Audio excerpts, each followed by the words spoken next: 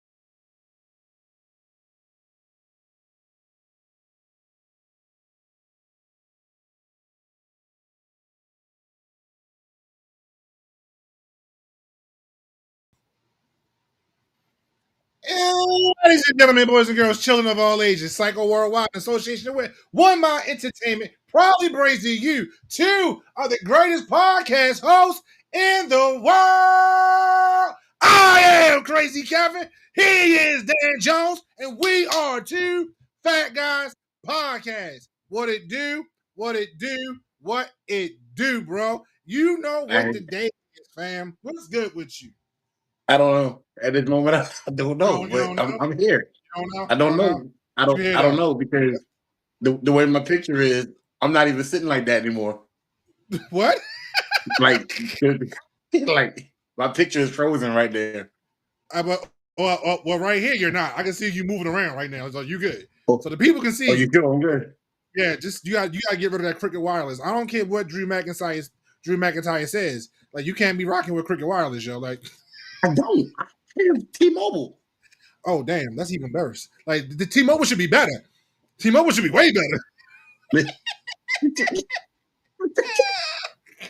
As long as you can see me, I look like I'm coming out of a shell on my side of the screen. But you good. You good, Pep. Cool. Appreciate it. You good, Pep. So, you know what the day is. Not hearing the music? That was from my phone. So calm down. Oh, all right. I'm tripping.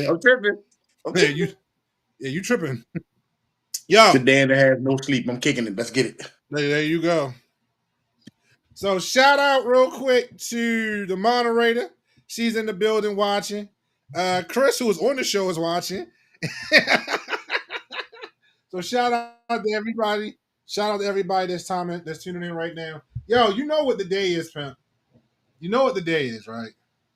I do. Yeah, you do. It's season finale, baby. It is season finale, baby. It is season finale. Yeah, we need a break. This vacation is gonna be love, bro. Yeah, I got my AJ Styles out on, even though he lost, but we're gonna get into that later. I'm still repping AJ Styles. I got my fresh out of city train. Yo, I can't wait. We about to get into this show, yo.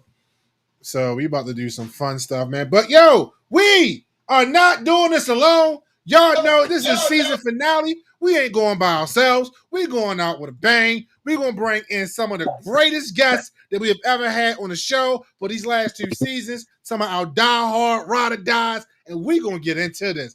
But before we do that, I want to tell everybody that I got notified today. And if you don't know, my EP, The Collabs, dropped last Saturday, a week today. And I got notification from Spotify that we got over 5,000 streams in a week.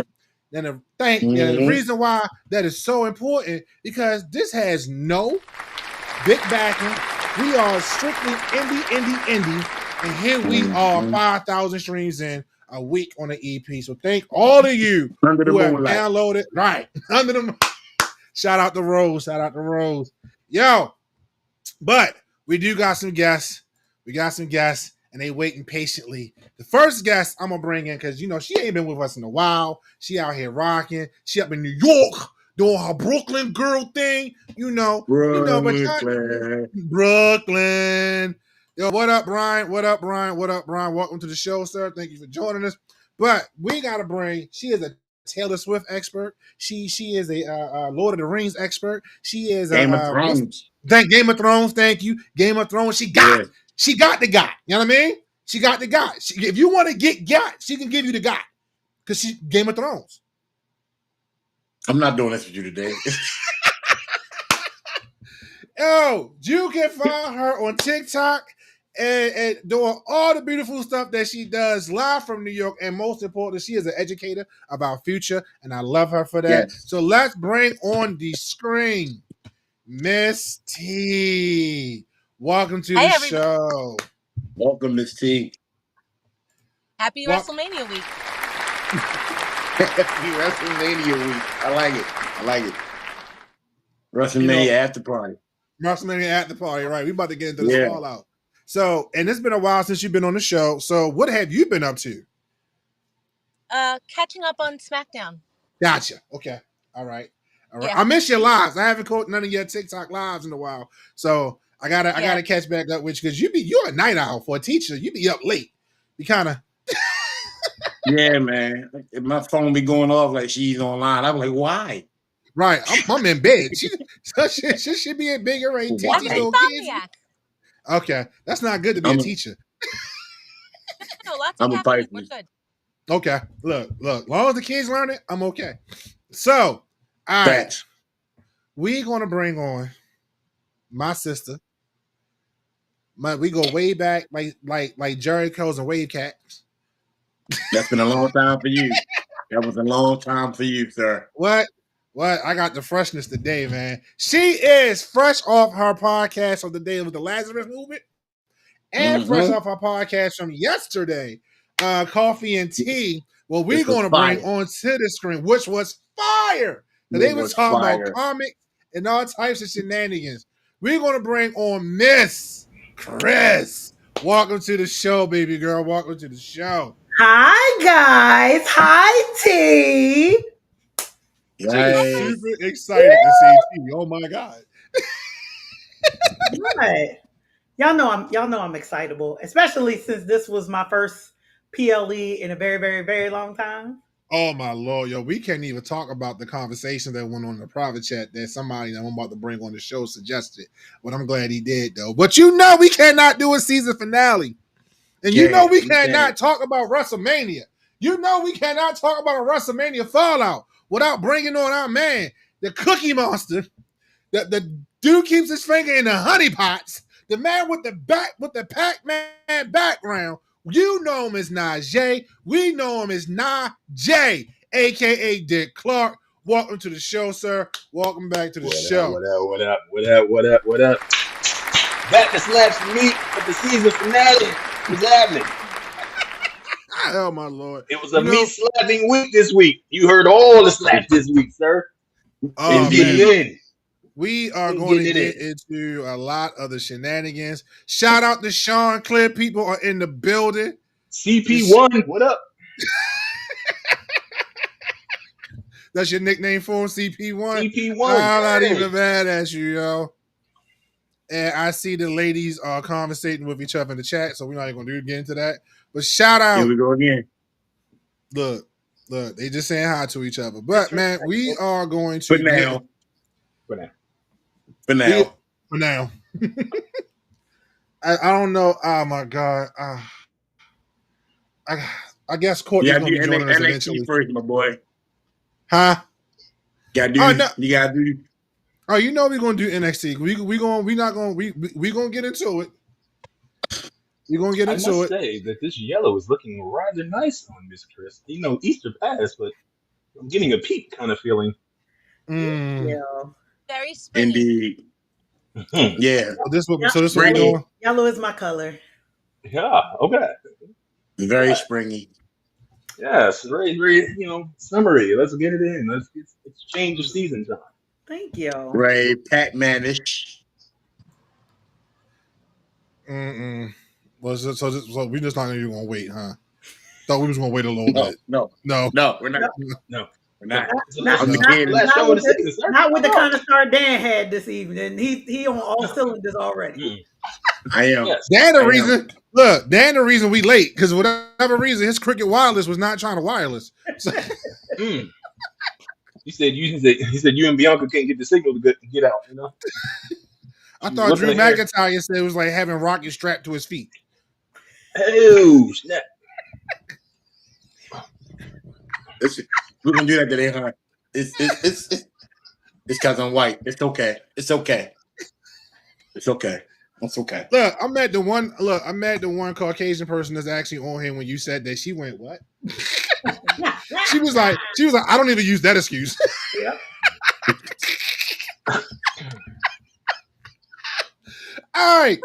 Let's talk about Go ahead, T.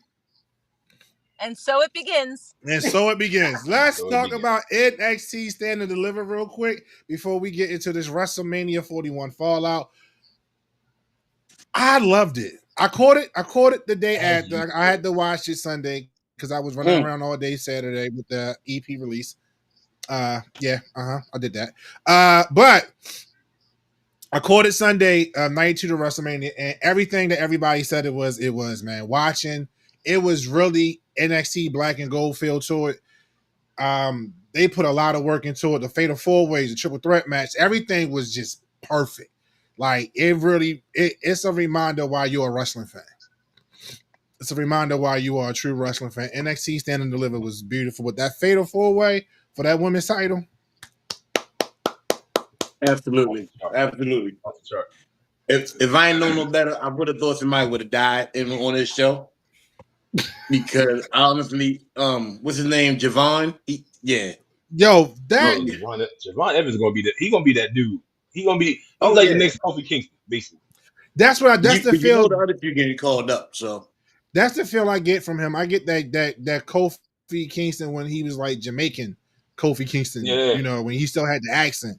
But think about him, he's just a beast. And what's that woman's name that was in the ladder match that became the North American Women's Champion? Oh, so Ruka. Yeah, man. First of all, yeah. What is it? Soul Crusher, Soul Snatcher, that finisher, dude. That finisher.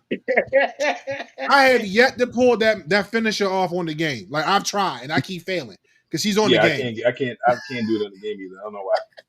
But they don't even activate. They don't know. They don't even activate.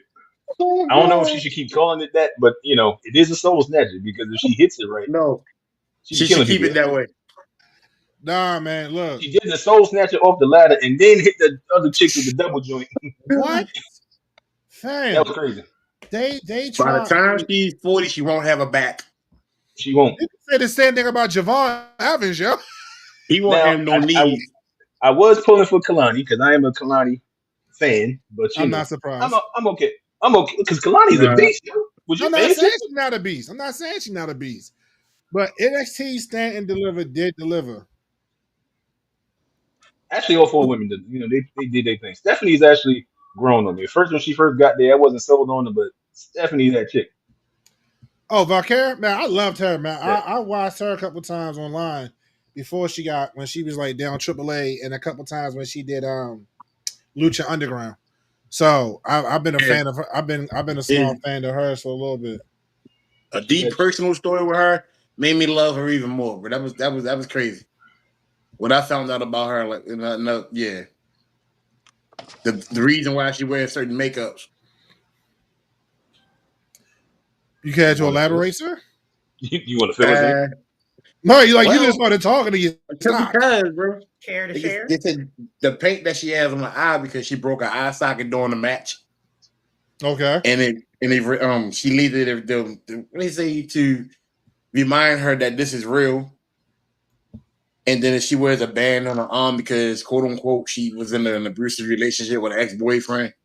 And that's the last mark that he has on his arm. So yeah, I don't. Okay. And this was literally like last year. Oh wow, that's crazy. So that's deep. Yeah. Somebody tried to make a pass at her. She was like, "No, I'm good." Other than that, my man Bouncy. You know what? Yo, can we just all right? So in the group Don't chat ever do that again. in the group chat that we have, Me? I not the PLE group chat, the other group chat between Na and Danny and myself. I expressed how Booker T irked the hell out of me Something wrong with you, sir, because because he is no, needed. like, He should be dude, protected at all costs. no. Here's my problem. Booker T You understand how many is people he getting over with his antics, yo? hear me out, yo. Hear me out. So that was and Booker T don't know when to stop being Booker T. Why should he stop? Because it's too much. When Stephanie was doing the head bounce thing with the legs in between the legs. Okay. Okay. Yo, the last one, I'm gonna turn myself down. The last one, he was like,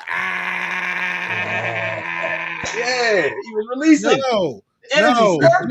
No. Thank you, Danny. Energy, Thank you, Danny. No, that was weird, yo. Here's my problem with that statement, sir. And not to mention, you telling Booker T to turn down and turn it off, but nobody ever tells Ric Flair he been doing it for 80 years. And he need to turn it off too. Now that he's 100, yes. But let that man Booker T do his thing. Yo. Ric Flair do one more woo, and that's it for him. But Ric Flair was over the top all the time. All the time. And he's called the greatest that ever did it. Oh, Courtney's in the building. She snuck in here. She snuck in the building. Shout out to Courtney. Welcome to the show. Now it begins. Here we go. So, you know Now it Here we begins. go. Here we go. Here we But go. Booker T Antics okay. has put over Jada Parker. Booker And T I was- Antics has helped Trick Williams. Booker T Antics has helped Stephanie. There's people in the crowd that be actually looking for Booker T when she be doing that move, yo. Shout out to Miss Voorhees, Brooke. I can't call you Brooke. I'm sorry. Miss Voorhees, welcome to the building. Hey, hi. I mean, she only said hi to Chris, but that's okay. You She actually said hi to everybody, sir. You. I know. But, and she said hi to Courtney. Smell a Hey, hater. twin. Oh, my Lord. I smell a hater. No. Somebody hating. Twins. No, God, no. I'm not a hater. He's a guy now. I'm afraid. I'm so scared. Okay. But NXT, oh my God. Courtney, you late. The shenanigans has already begun. Trust me. You're past due, man. They have started Chris fault. That was Chris' fault. I'm not gonna blame Chris. For once. But like real talk though, like Booker T took me out a lot of the matches. That's why sometimes I don't like watching LFG because he just even on LFG, like bro, just be you. Like you ain't gotta be the That character. is him being him. That's the problem. That's what you're not getting. That's him being him. Nah, his wife said that's him. His wife said that's him all day long. Notice on LFG, his people are the ones that are thriving. I seen Booker T at calm levels. I've seen Booker T at calm levels, yo, and he just not stop. That man been how people talking about bacon. I like it. Hey, I love it. He told Booker T he was gonna sleep on the couch one time. He's like, I'm good. Show me how to put that man on the couch. You know what it is. Oh, but overall, NXT stand and deliver did stand on business and delivered every promise that they was giving out to us. Even Hank and Tank, which is corny as hell.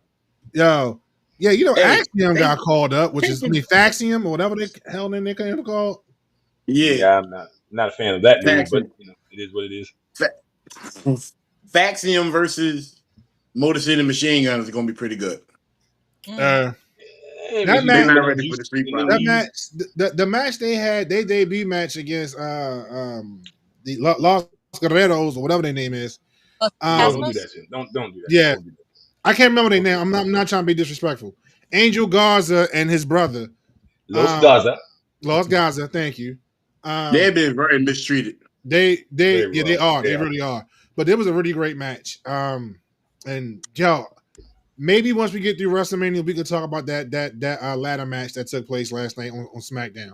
And I'm letting y'all know we in for the ride tonight. So if y'all need to go to church or tuck the kids in, go do that now. Cause we're gonna be in here for a minute. I promise you. because this is going to be the season finale show, and we about to get into it. So let's talk about WrestleMania Sunday. Well, Saturday actually. I was getting ready to say you skipped the whole day. What's wrong with you? You skipped the best day. I'm my bad. No, for some reason, I you know what? I got my stuff in reverse. No, I did that in reverse. I told you I didn't start it. I did. Wait a minute. I did that in reverse. So don't do that, Dan. Just let them roll. All right. So right here. I'm liking this now. Here, I'm liking this. Yo, what the hell? What? Mind your business. Oh. Okay, for some reason, I set everything up earlier, and now it's completely out of order. What the Bloody Mary? Somebody else on Cricket Wireless. Well, let's say Saturday started with Jey Uso. Right, and that's why I'm like, where's my order? Let's go ahead and switch that, sir. We know the matches. We just gonna throw matches up here. Let's go there. All right, we're gonna talk about the Triple Threat Women's World Championship match. Io Sky, Bianca Belair, and Rhea Ripley. Io Sky walked out of that match with the championship, which nobody other than me had on the card. No, T had it. I did. T okay, T. And you know why? You know why me and T had it? Well, I know why I had it. Because A, if Bianca won, then they couldn't push the story further between her, Naomi, and Jade. And then 2, Io kept getting looked at as just like she just wasn't there. And she's been a great, every time she's won the maybe except for the first part of her first run. But Io's been a great champion. I think Io is probably one of the best there is in the women's division right now. And I think everybody's taken her for granted. And that's what the whole storyline was about, that everybody thought she wasn't good enough or she wasn't popular. I mean, I said 10% of me wanted Rhea to win just because I love her, but I knew it was going to be Io because they played her as the underdog. So you just knew that was going to happen. Nah. It wasn't going to be Bianca because she took a natural heel turn and I don't even understand. So as much as I wanted Bianca to win, I understand the loss of the triple threat match. However, I don't think Bianca should have been the one to take the pin. It should have been Rhea. So Bianca can Rhea. Now, truth be told, I don't think Bianca is needed for the Jade and Naomi thing right now. Let Jade and Naomi cook for a little while. They don't need to bring her into that right now. But that's eventually what it's going to lead to. And if she's on Raw, then it's going to be hard to really intertwine her because they're trying to keep the brands separate again. You know that they only bring the brands together when there's a major PLE. Since we're not going to have a major PLE until what, SummerSlam? Mm-hmm. So because Money in the Bank, Backlash, all those are minors. The next major one is going to be SummerSlam. So it wouldn't make sense to have her on Raw to hash this back up. But I will agree with you on the fact Bianca should not have taken the pin. It should have been Rhea. And the reason why I feel like it should have been Rhea, because Rhea is the reason why this match became a triple threat match. She shouldn't have been in the match in the first place, storyline wise. And it still goes to the story that Io continuously beats Rhea. Right. Yeah. Exactly. But nonetheless, Io earned it. I ain't got no problem with it. She cool. You know? So it's a double standard either way you watch the match. Like you said, it's a point goal against Rhea. And it's a point goes against Bianca, but which, in my opinion, she's only still undefeated in singles competition and one-on-one status. But she, as far as the triple threat match, it's good for her to take the pin, but it was wrong at the same time because everybody's gonna be like, "Man, she's not undefeated anymore." Technically, she still is. She still is. She's still undefeated in singles competition. And Rhea has lost at WrestleMania 2 times already. Right. How about that? I think Rhea's only had Bianca's fingers broke, so you ain't gonna see her for a while anyway. Facts. So hold on, what happened? Bianca's fingers are broke, so she's gonna be out for a minute anyway. Oh damn. Mr. Dick Clark, there's a question on the screen for you, sir. That is Pac-Man indeed. Yes, absolutely is. Get your power pellets. Eat up. Oh boy. Next match. I was surprised this match was first. I wasn't. Once I said it was first, I knew the rest of the show was gonna be crazy. Right. Yeah, on night 2, had a lot on night 2, yeah. And it was a 5-star match. because they really had nothing that second night. To be honest, they needed to That was the match of the night. hyped and everything, and then Yeah. And I think then that was once the they first ever came out, they female set the 5-star tone. match, right? It's the first one since Bianca and Sasha. Yeah. But once they came, that first match sets the tone. And when they came out, I was like, "Oh, the rest of this card has to be a banger." And then right after that, I was like, "You know what? Am I the only one sleeping? Like, Nah, this I was whole sleeping. I was sleeping. Like, bro, like the rest of the show, I woke honestly up went when to John sleep. Cena was the It was champion. a good match. The Logan Paul match, I went to sleep on and woke up, and I was like, "Wait a minute!" Everybody said I missed a good match, but I didn't It was a care. decent match. It was decent. My favorite match of the whole show was the ending, the last match. Yeah, no. That was Just horrible. because I know what it was about, why he did everything. It was But horrible. then I wanted more to come. And thanks to The Rock, we'll get there when it's time. But EO match, definitely. Hands down. Everybody, ESPN gave it 5 stars. Could have gave it 5.5. Because the ending was epic. Yeah. I kind of Best feel female like match I would have seen in a while. I kind of feel like they're setting up Naomi and Rhea against Bianca and Jade. I kind of get that feeling that's coming. And that's gonna when Bianca turn. As she should. And I tell everybody, don't be surprised. She's been getting get booed. And she played into the hate that she was getting. That's a true professional. You booed her, she was like, "Kiss my." Let's keep it real. Naomi's entrance was epic. Oh, absolutely. I love this version of Naomi. They need to let this run as long as they possibly can. Of course, they need to let it do this forever. She's the best spot in wrestling. Huh? She's the best spot to in wrestling. Who could actually wrestle? Ooh, that's a harsh one. That's tough. What was? I'm sorry. What'd you say, T? That's tough. That was tough. That was a tough comment. I'm sorry. What did she say?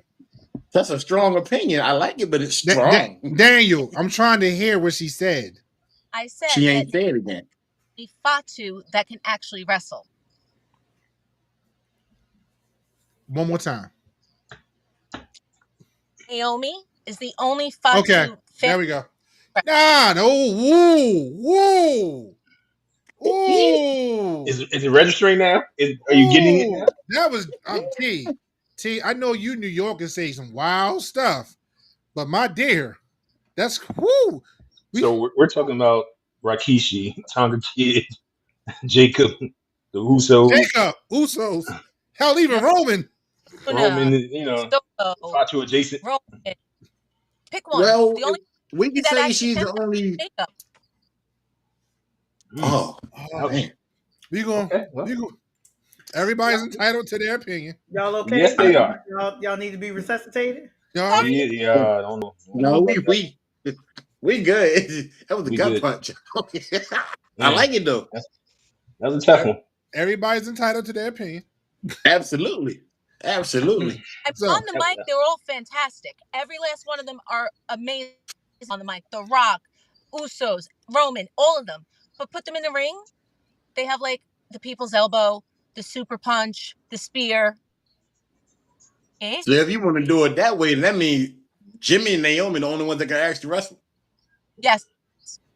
You know they like wrestle since they were children, and they kind of just found a move set that works for them and just work that out like everybody else does. You find your good 2 or 3 moves, and that's what you use all the time. Man, first of all, Courtney, you spelled Fatu wrong, and you don't have to yell at me.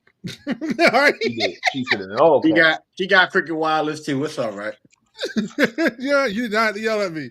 All right, I'm sorry, but still, wow. All right, can we get? All right, so what was everybody's? So we all agreed that the women's triple threat match was a great match. It was a great opener to night 2, and then we have to go deal with this shit right here. The Sin City Street Fight. I'm be honest, I fell asleep. I'm going to be honest. It was a little bit. I'm going to be honest. It was a little bit better than what I thought it was going to be. It was Like, way better than I thought it was going to be. yeah.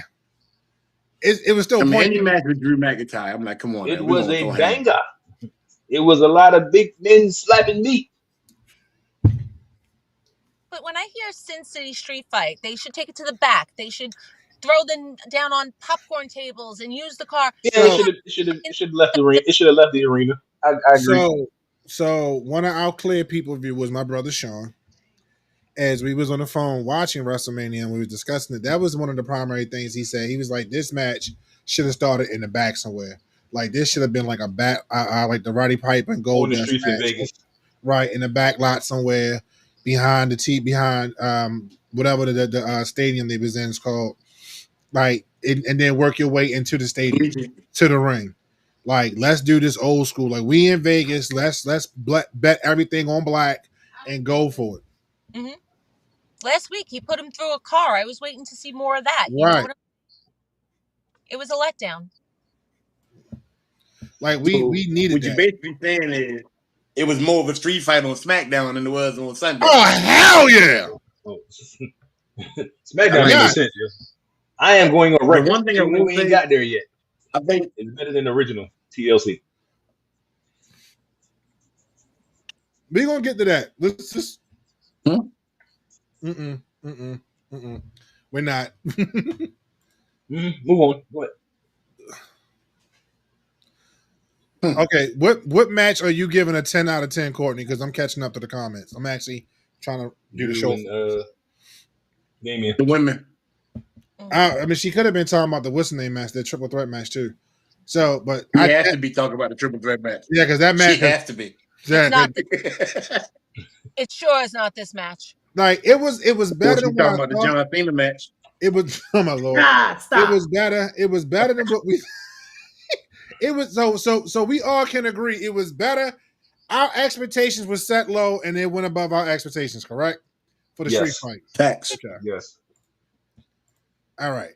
So that was just oh my god. I just felt like it could have you got Damian Priest, who was a bona fide badass, and of course you got Drew McIntyre. Like this match could have been so much more, but I also feel like the build-up Drew McIntyre's storyline to me is now just getting tired. Like you constantly blaming everybody else. At least with Damian was the consistent. He was the constant thing. That every time something went wrong, he was there. When he got cashed in on last year, it was Damian. When something happened again between him and it was Damian. When he got knocked out the Elimination Chamber in the Royal Rumble, it was Damian. That's been the only consistent thing that they've been able to attach to Drew McIntyre. Danny, put your damn hand down. I got you. Put your hand down, yo. You were just waiting patiently. Like you're used to that. You used to being in school having your hand up and the teacher just not calling on you. Oh, I am.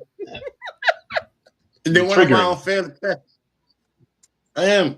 Sorry, Miss Right. Pringle. 5th grade. I'm here now, and I made it past 25. Sorry, I had a moment. You are a moment. What was you going to say, y'all? Why he keep stealing people's jewelry? What? that's his thing now. Yeah, That's his thing. Oh, Let's get the matchup.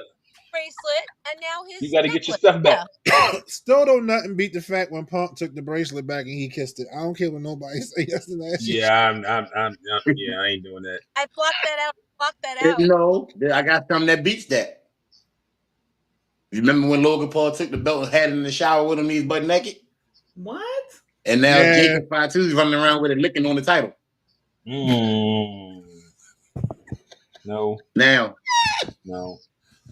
so I'm sorry. So when Logan Paul first won the U.S. title, he took pictures of it in the refrigerator and then he took a pivot in the shower with him, butt ball naked. It was covering up his yada I mean.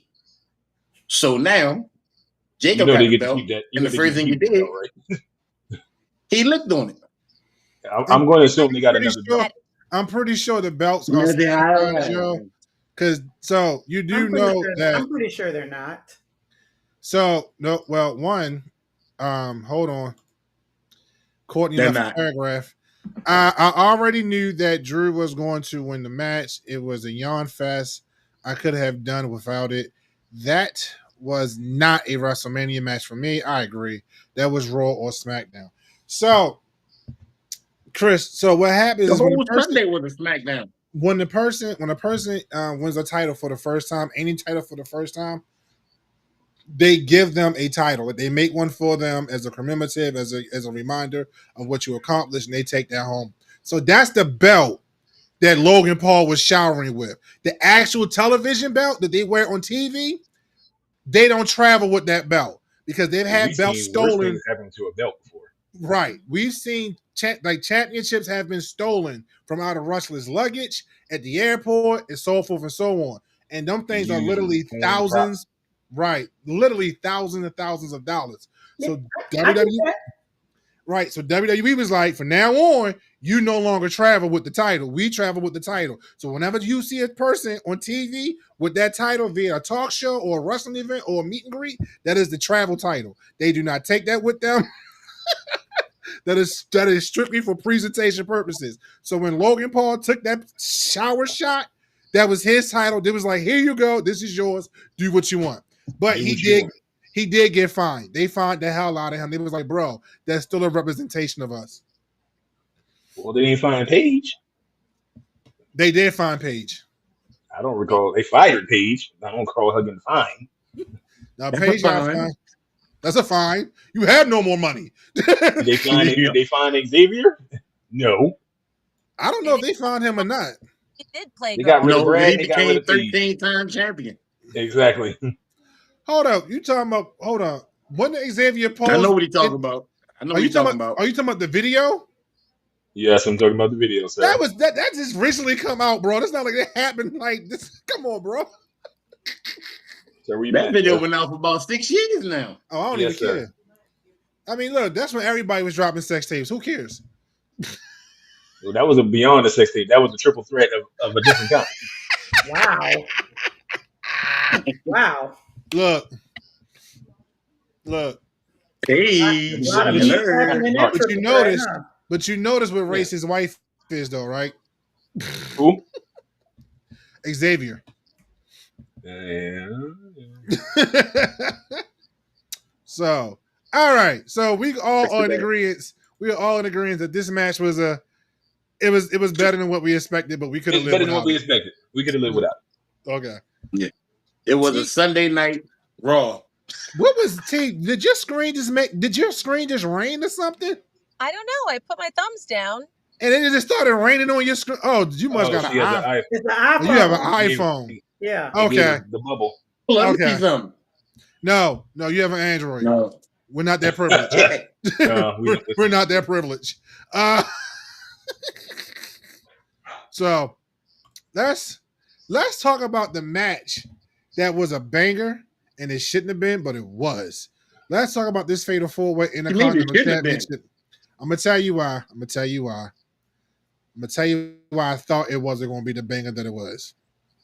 Because of Dominic Mysterio, even though I did pin him to win. I just He's thought the greatest Intercontinental champion. for some reason they were not going to allow him to flourish the way that he should I in called the it. match. And we both called it. We both said Dominic Mysterio. And Everybody did. it was really going to be between Finn and Braun. So, but that match was phenomenal. Yes, it was. It was the best match of the night. Yeah, Whoa, wait a minute. For Sunday. for Sunday. Of We still on that night. Sunday. Out of the men, that was the best match for Sunday. Okay, that sounds better. Okay. Yeah, Okay. because I had to clear it up for you. I got you. Thank you. so let me ask y'all a question.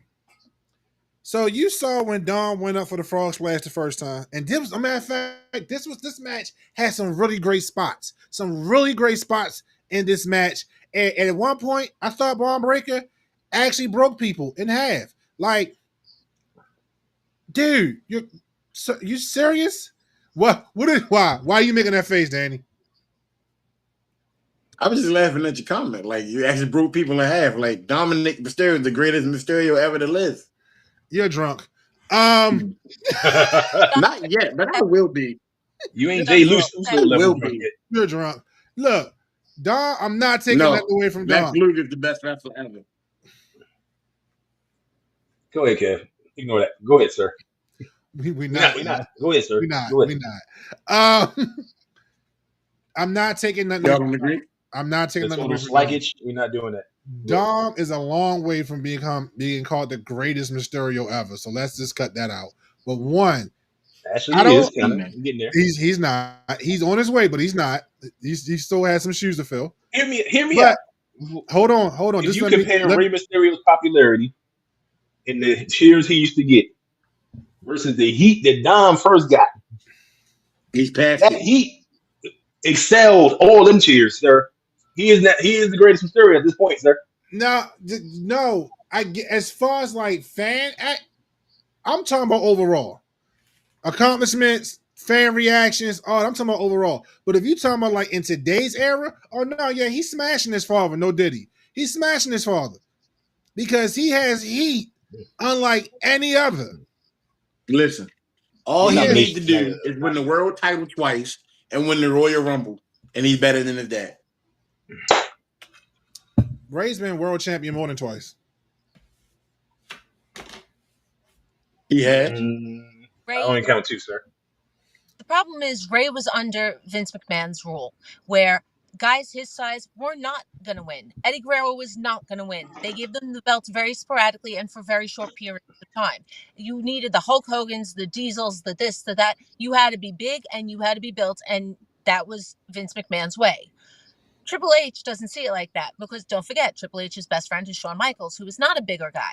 He's not. He's on the smaller side, but he's a high flyer, and he's one of the and Shawn is also one of the guys of that stature who literally had to go out and bust his ass every night, even as a mid-card champion, to prove that he belonged in the main event. So, like I said, I'm not taking, and like you said, with Rey Mysterio has proven that he belongs in the main event. Mm-hmm. He's shown that over the years. And Eddie's untimely death, he was on his way to another championship run because he's about to put the belt back on him. So I refuse to sit here and say that Rey Mysterio. I know he should retire. Yes, bro, you got injured in a tag match because you got thrown up against the barricade too hard. So I'm just saying, maybe it might be time to put the Louis Vuittons up. But as far as the triple threat match the fatal four-way, excuse me, Dom showed up and showed out. Mm-hmm. I'm tripping off how Finn got mad. Like, you pushed your boy off the top rope when he went for the frog splash the first time. Mm-hmm. And then when you hit the coup de grace and went for the pin, what you think he was going to do? Let you win? No. But however, they did show that when he won, Finn couldn't help but smile. Yeah, no, he was legit proud. And that's sometimes that trips me out about wrestlers, how they just be in the moment and forget that they're working and just get caught up in the moment. Like, I don't think Dominic ever expected when he won, the crowd was just going to pop like that. He was shocked that he was running up the ramp. And the camera guy actually told him, go back in the ring. This is your moment. Go. That's why he went back. Yeah. But then you got to realize the fans also watched you trying to get out of your father's shadow. Mm-hmm. For the past 6-7 years, you've been trying your hardest to get out of there. And when it didn't make sense for Penta to get it, we knew Braun was going to eventually grow out of the Intercontinental title. Mm-hmm. He's set for bigger, better things. Finn, we don't want to see Finn unless the Demon's involved. That's you. Only one person left. You. That's you and a small hand of people that keep saying they want to see Finn Balor the Demon. That's you. I don't. We don't want that version of Finn. I can take any other version other than what we got right now. Don't yell at me. I would appreciate if you don't yell at me about my opinion. I'm not yelling at you about your opinion. Listen. Back to my unsportsmanlike educated guess. In a nutshell, everybody wanted Dom to win. It only made sense. If Dom didn't win, who was going to take that belt? No, if Finn would have got it, it'd have been a day run. Either going to be Braun keeping it or Dom taking it. Right. Yeah, that was it. Because Finn can't hold a belt clearly for no more than a day. And Penta's too new. So you can't give it to him. Right. You can't hold him no more than a day. And you can't even beat somebody that's 20 years older than you in the steel cage match. Sorry. Yeah. I'd rather see Lex Luger. Ass. Courtney said, "I'm so mad that ass clown. Excuse me. Damn, she pulled out a Jericho reference. Ass Right. clown won. Like, why? Courtney just made the list. If you want to get out of your father's shadow, stop using his moves in the ring. She got a point, yo. But you know what? What he I should do do? use it. It's Eddie more than Ray. Rey Mysterio goes to 619 to the left to the right. Dom should do it right to left and call it the 916. But that doesn't make the 916. That's not even an area code, yo. Not at all. I know. He's not even the greatest luchador, but yet here we are. As Big E, he said, "You was the Intercontinental Champion, right?" Boy, he said, "I'm already better than you." Yeah, that was tough. Promo work is excellent now. Right. Yo, did you see the behind, like, after he won, it was a clip that showed up on the WWE social media page. He was backstage and he saw Scott Steiner. And he was like, get a look at this. Get a look at this. Ah, look at it. And Scott was like, "You cheating." Yeah, he called him a few names I can't repeat. But that was pretty funny. Kind of be like, "Hey, my dad beat you too." Right. So, Chris, what is your opinion? His father really did beat him. That's the crazy part. What's your opinion, Chris? The same as most of y'all. Like, unlike you all, I don't know a whole lot of the backstory, so I can only pick it up from like where we are now. So, did I have a whole lot of investment in who won? Did it make any difference to me? Probably not, because I didn't know all of the history part. Was the match good? Yeah, it was good. One of the more exciting ones. Okay. Yeah, you got to sit down and eat some popcorn and watch all Rey Mysterio matches, all 7 of them. That was good. Oh my God. He said all 7. You disrespectful. I forgot these was in my daggone pocket. Rey Mysterio had more than 7 good matches, sir. Don't do that to that man. All right, 10. His matches with Dean Malenko alone, and it was 7 of them. Oh, come on, man. Look, I found the video. The WWE era. No, because we can't do the whole that. catalog. Yeah, because I found the video. I found Ricochet. Right, I found the triple threat match online of the Rey Mysterio, Eddie Guerrero, and CM Punk when he had stringy blonde hair. I'm telling you, I remember that match. That was a classic match. Like, you can't knock Rey Mysterio, and this is when he was when unmasked. Rey was a filthy animal without the mask. He was still good. Come on, yo, don't do that. Filthy animals, yeah. All right, we're going back, man. You're making me feel old for real. So let's talk about. Can we talk about this? Can we talk about the surprise match? Can we talk about the surprise match of the night? The WrestleMania, the WrestleMania debut. I know you've been nuts. The unexpected in WrestleMania debut. And when you say his name, he will appear. Joe Hendry versus Randy Orton. Didn't we say we should not go over every match because every match is not worth it? This was one of the ones I was talking about. Dude, this match was the comic relief match of the night. Yeah, it had to be. It had to be the only reason that happened. Mm-hmm. For Randy to get his 20th one. So what happened?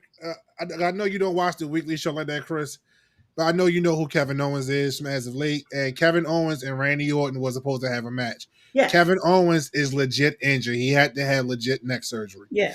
So they was going to pull Randy from the card. But somehow, somewhere, and since WWE has an agreement with TNA, they was like, how about we just get your TNA champion and bring him in? And they ran this whole little thing without even advertising Joe Hendry, because Randy Orton was telling Nick Aldis, either you find me an opponent or you boot up or you strap up and meet me in the ring. Either way, I'm having a match at WrestleMania. And they was Joe Hendry music hit. And I think that is literally the loudest pop that man has ever gotten in his entire career. And he's not a bad wrestler. He's actually a former WWE wrestler who left the company and found success elsewhere. And now he's this super indie wrestler. And people love him. Like, it took a minute for him to grow on me, but I still trip off of him. But when my man turned around after he did that move and got RKO'd, I was like, as soon as he paused and posed, I was like, it's over. My man did the soul glow turn. Miss T has something to say. Yes, Miss T. Yes, Miss T. Okay, I have a question because I think WWE is trying to gaslight me. Okay, Why? because yes, they are. They are. They are. So last Monday, not Monday after Mania, the Monday before Mania, Okay. Randy Orton in the ring. Solo Sikoa came out. They were supposed to wrestle at WrestleMania. Correct or incorrect? Who? Solo Sikoa and Randy Orton. They had a No. whole promo. No, No. it was just more You got gaslit. talking. No. They hinted it, but it was never nothing put Nothing finalized. shown, but they did mention it, right? They kind of hinted at it, but it was nothing. It was like, Because on Friday when he says he needed an opponent, I said, but wait a minute, what was that whole Solo thing? I so think Solo's injured too, ain't he? I don't so. know. Yeah, he might be. He, I'm not sure. he lost a bit of weight. He looks good. So He ain't on TV no more. He ain't getting that money no more. no, I don't know. He cool. He almost got dropped by Solo Friday, but we'll talk about that in a minute. Yo, I'm just saying, like watching Joe Hendry come out, get the pop of his career, and then get the RKO life out of him. That's And then Randy doing the his arcade Joe to me because it just Randy doing his turnaround smile afterwards. Like, then that was funny. No, that was hilarious. Like he was like, they said when he went backstage, John Cena talked to him, was like, listen, that did more for your career than you will ever know. Yeah, he has no idea. Yeah. Oh, he knows because he That told 30 Triple H that seconds. this past Tuesday. He rubbed it in his face. Yeah, that 5-minute Yeah, he match. did. Yeah, he did. That 5-minute match will go down as probably one of the greatest moments in his career. Like out of I'd every have gave little him indie Obafemi. title, like out of not why, yo? Because you did. Why would you give him Obafemi to have him losing like that? That's just crazy. After Obafemi that's just crazy. went through what he went through on Stand and Deliver. Oba would have won. Slam, my man. Why would you put Oba over? Why not? Make it make sense, Sway. Because not? he's supposed to be booked that way. He's supposed to be booked like the African Brock Lesnar. Right. Yeah. You just can't but you can't just have him come out and win. Like you got So you want Randy to win because it's the 25th anniversary of WrestleMania. Ooh. Why not? He can barely stay healthy for a year, bruh. I mean, they let John Cena win for the 17th. So I mean, That was a given. We all knew somebody was gonna break that record, and it wasn't gonna be Randy. but still, It was gonna be Vince's left nut. same thought process though. Right. It is the same thought process, but still, hell, I wouldn't have let John Cena win at that time either. I wanted them GMs. I want all heels to win. All right, so let's talk about a pointless match. We just did. No, This was the snack match.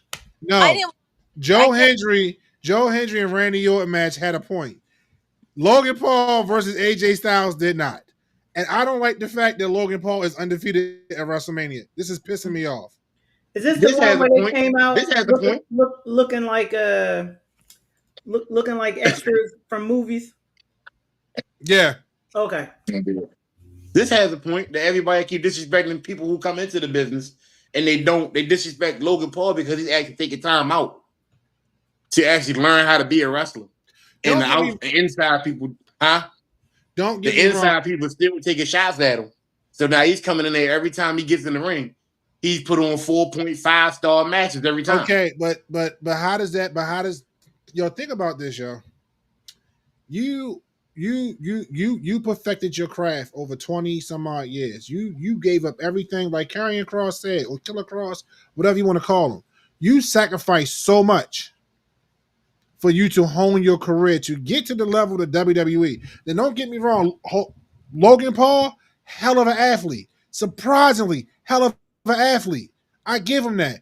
But you are still disrespecting the men and women who busted their ass, dedicated everything they had into this for you to show up at special events, cut horrible promos, which I don't understand because you have a whole podcast. Your whole job is talking, and yet you still can't cut promos properly? Come on, bro. Come on. We can cut better Hell, yo, we just cut 2 promos 2 weeks ago, and we're not even professionals. We literally cut 2 promos on social media. And we got more of a reaction from that than Logan Paul does. We literally had people going, yo, who do we need to strap up on?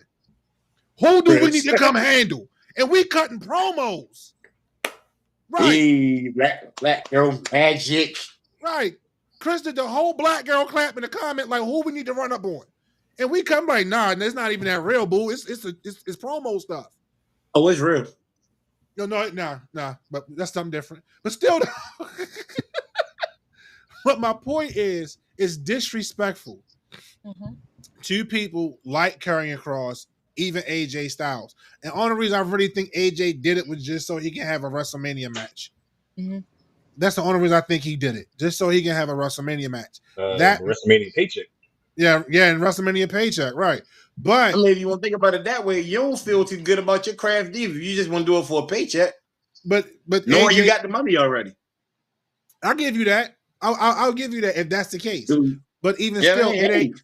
But even still, it ain't right for somebody like Karrion Kross to get not Karrion Kross, Logan Paul, to be put in the position that he's in and he shouldn't be. Mm-hmm. Like I mean, I think you should go to NXT. Mm-hmm. I don't think he should wrestle at all. Like, don't come back. Don't say we still got Carlito. Don't say that you're a full-time wrestler and you're not. You're more part-time than a part-timer. Damn, he said he's more John Cena than Roman Reigns. Right. Hey, but at least John Cena's been consistent the last few weeks.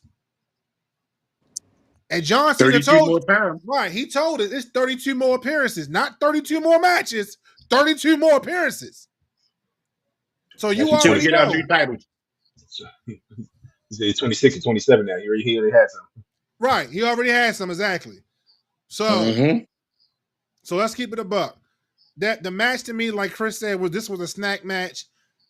I didn't get into it. I wasn't invested into it. I already knew Logan Paul was going to win, and it was just bullcrap. Like, as a wrestling fan, as somebody that's watched this for my entire life, it's insultful, and it's even more insultful to the men and women. I ain't gonna lie. Oh no, I love the finisher. I can't. Like I said, I don't take nothing away from his ability. It's just the position that he's in. Like, I'm not feeling it. And then the few matches you lost, and as much as I'm a fan of his, you let him lose to LA Knight. and I like LA Knight, but you let him lose to LA Knight. LA Knight sucks. LA Knight does not suck. Yes, he does. No, he doesn't. No, he doesn't. Yes, he does. He's definitely trash. Guy. He is more microphone than ring work, sir. He's trash. Nah, I disagree with you. But yeah, once again, everybody has their opinion. That BLT. Maxine Dupree is better than him. Oh no, that's disrespectful. Oh my God, come now, sir. I said what I said, and you were wrong. That's why he got that. That's why both of his United Title State championship runs was trash. He can't carry a belt, sir. He tried it. You wanted to put the world title on that man. He can't even carry the U.S. title. Come on, yo, stop it. Oh, don't get me wrong. He's never going to get the world title. I will openly say that out loud. He's never going to get a world title. It ain't there. And plus, in no disrespect, he's too old. How old is he? About 70 something? He's like in his late 40s. John Cena's old. No, he's not. I think he's about the same age as Cena. He's in his 40s. Exactly. Would you say, T? I think Cena's 47, right? Yeah, Cena's like a year older than me. Yeah, so yeah, LA Knight's right there. Mm-hmm. Yeah, he sucks. All right, so let's talk about a tag match that, oh my God. The match was a good idea, but the execution was poor. Okay?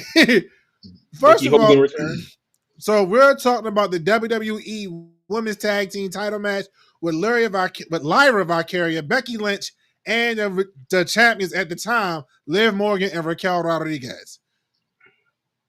Becky Lynch returns, and Big E kind of gave it away because Bayley got injured, which we come to find out Bayley's not injured.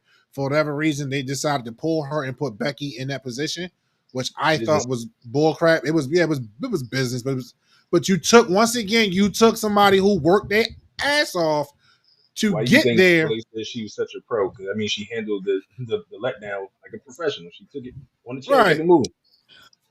I saw an interview where she was like, I'm the one who never raises a fuss. I'm the one who doesn't say, no, I'm not going to do this, or I refuse to do that. And that's why she thinks she keeps getting taken advantage of. There's no way Bailey should not have been in WrestleMania. There was no way that Becky, and I love her, there was no way she should have been in that match. No way. No, and I saw Not at that all. interview, and I saw that interview that you're referring to because she said she has like a year and a half left on her contract, and people are wondering, was this a real interview or was this a shoot interview? I think it was a little bit of both, because like you said, when you've been dedicated to somebody for so long, and then all of a sudden you was like, I'm getting pushed over, and for somebody who's been gone for a better part of a year, and I've been here the entire time. It's also a catch-22 because Bailey has been afforded every opportunity to hit every title that you can possibly think of. So she has had a successful career. So it's not you didn't get yours while you was here. But So she's don't also be surprised to get that Intercontinental title. Right, but she's also one title away from being a Triple Crown winner. And I think you see what I'm saying? So even if she got the women's Intercontinental or the women's United States, she becomes a Triple Crown winner. So that puts her in the class, and that puts her in the class by herself. She's going to end up taking it off of Becky because Becky's going to take it off of Lyra. It's coming. So and that's what's going to make me mad because then Becky's going to become the first Triple Crown woman champion. So that's going to kind of irk me. I thought she already had it. Well, she can't have it because these belts just came right. So she can't have it. Yeah. Right. Unless they count the NXT tech, and yeah, but even still, it's one of those situations. But Big E kind of gave this away because when they was like, "Oh, Bailey's injured, and who's going to be her partner?" and he was like, "Well, she has a fellow countryman," and it was like, "Oh yeah, it's Becky. It's Becky." And I know it was Becky when I seen at the Hall of Fame. Well, I wouldn't have put that together because she was at the Hall of Fame, because her husband was there. She was there last year. She performed, I don't think. So, excuse me. So, yeah, but overall, it was a good match. It was a good match. I don't like how Becky. I was getting ready to say I don't like how Becky took little to no bumps, but then got the pinfall, which kind of irked me. Hey, Natty did it most of her career. Who? Natty. What are you talking about? Natty Nighthawk. You said Natty ain't take no bumps, sir? You said Natty ain't take no bumps? No, I said she took bumps, but for the past couple of years, all she's been doing is getting the pin and winning. Because she touched no, Natty still take bumps, and she's lost more matches in the last few years than she's won. What are you talking about? She done laid on her back. She done laid on her back. Pause for a lot of people. Yes, Natty next been match. Natty been giving it to me for a lot of folks. She's been putting over a lot of people. A lot of people. She need to go somewhere and sit down. She has been sitting down in the catering until they call her name. Welcome back, Sean. We back. Where'd you go? All right, so. But to answer your question, the match itself was good. I think, yes, we should have stuck with the Bailey thing because we were supposed to see Bailey and Lyra kind of get it in about the Intercontinental belt just for the next night for them to lose the belts. And Becky turned. I'm sorry. I might be jumping the gun. But it was pointless. They should have lost the belt, and then she should have did it at WrestleMania. At least it would have been something better to watch. Thank you. Right. They should have lost the match and then let Becky turn at WrestleMania. That would have made more sense. Yep. And then made her come out as part of the Paul Heyman crowd on Raw. But she's heading that way. Is either she going that way or Bailey's going that way? I think it's supposed to be Bailey. Now that she's back, she's taking over Bailey's storyline. Nah, I don't know. I want Bailey to do it. It's going to irk me seeing the husband and wife in the same faction together. It's going to irk my soul. Yeah, they're going to be wearing matching outfits. Yeah, we are. Well, no, because if she's going at the Valkyrie, I mean, she's going to be on Raw. True. which means they're not going to be on the same show, which means that either WWE is going to break their own rule for them because they normally keep married couples together or people that's in like actual committed relationships together on the same show, or they're going to break the rule. And also because now I know that their daughter travels with them. Mm-hmm. And I know some people had issues with Becky having her daughter at the press conference. I, as a parent, did not. I had a big problem with it. Sit your little ass down over there while we trying to do this interview, down, girl. Nobody got time for that shit. Flat All right, out. let's keep the first couple of questions. All right, look, put her down. Go to your daddy. I got to do this interview. It's annoying, Even yo. the first couple questions, bro. You just won the tag title, and Lyra sitting there being all nice about it. Like, can you tell your girl to sit down, please? This is double champ over here getting outshined by this little snotty nose kid. Get your blow pop and go in. Get your ass out this damn camera. Yeah, she talking about you want to hear about the shark? Or let me tell you this story. Put the microphone up. We're not hearing no damn story. Tell her go sit down. All right, so let that been a black mother. She'd have pinched the hell out of them ladies under their table. Shut your word. Yeah, flat go television. I'm going to jail. Yeah, you are. You are. You won't be the first time. All right, so hold on. Let me back up here. Sean said that partner said the same thing. How the match was pointless is what he's referring to. Courtney says, as happy as I was to see Becky, I don't think they should have won the belts just for them to lose them on Monday night. I'm mad they did Bailey like that. Mm-hmm. Sean says, shout out to Braun Breaker. What? I don't know why he's shouting out Braun Breaker, but okay, I guess because the main, I don't know. But you know why. let's talk about go ahead, sit. I'm waiting for you to get to. I'm waiting for you to get to it. Let's talk about the undisputed WWE Championship match. You gonna keep trying to skip them. We're gonna get to them. So Cody Rhodes versus John Cena. He's talking about night one. I am not surprised that Cena won. We all called it. We said Cena was going to win. Mm-hmm. I don't like, and I get it. I get it. So please don't people be like, oh man, blah, blah, blah, blah. I get why he won the way he won, but it was so lackluster. Like, and I get it. The entrance was lackluster, which I actually like. I like the entrance. I like how he stepped, but that's why it was hard because it wasn't a typical John Cena WrestleMania entrance. He kept to his word. He was like, yo, I'm not doing this for you no more. I'm not doing the 3,000 John Cena's down the ramp and I'm running 2,000 miles an hour. I'm not doing it with the marching band. And I'm doing me. This is me. And I'm for it. I'm right back. I get it. But to have Travis Scott, punk ass, excuse my language, come down the ramp. I told you. Walk, and you did. You called it. I give you props. You called Travis Scott. You did. Walk 10 steps a second, yo, to the ring. It was the slowest ramp walk in history. Runway models would have walked that ramp faster. That man said he's savoring his moment. Okay, that's right. All right, it didn't. It was the okay. I'm gonna say this, and I'm gonna let y'all have the floor. I wanted Cody to give him the receipt, but I wanted that crossroads to be harder than what it was. I wanted him to put him in the mat, and he didn't. He just hit him with it, let him roll out the ring. He did have to protect him. He did have to protect him, but when he slapped Cody, it's like, bro, it's rules to this, and you gonna have to learn. I don't care if you are a multi-platinum selling rapper. You don't put your hands on Wrestling Legacy. All right, you should have slapped him first and then hit him with the crossroads. That might have been a little better. Okay, and then The Rock not showing. The Rock not showing up like we all thought he was going to interfere, and then y'all can discuss his reason that he gave on the Pat McAfee show or why that didn't happen. That's cap. It was all cap. It was all cap. It was your idea, right? It was your idea, and then you go, I don't want to do it no more. No, Rock, you're an attention whore. Ain't no way in the world you decide the last minute that you didn't want to be part of WrestleMania. I just didn't like the way it ended. That's my biggest complaint.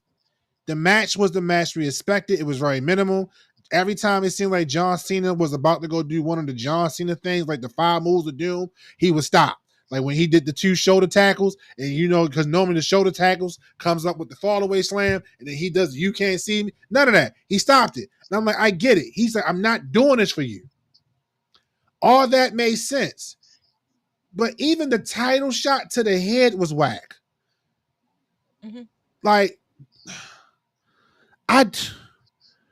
John Cena's a horrible heel, but I get the character.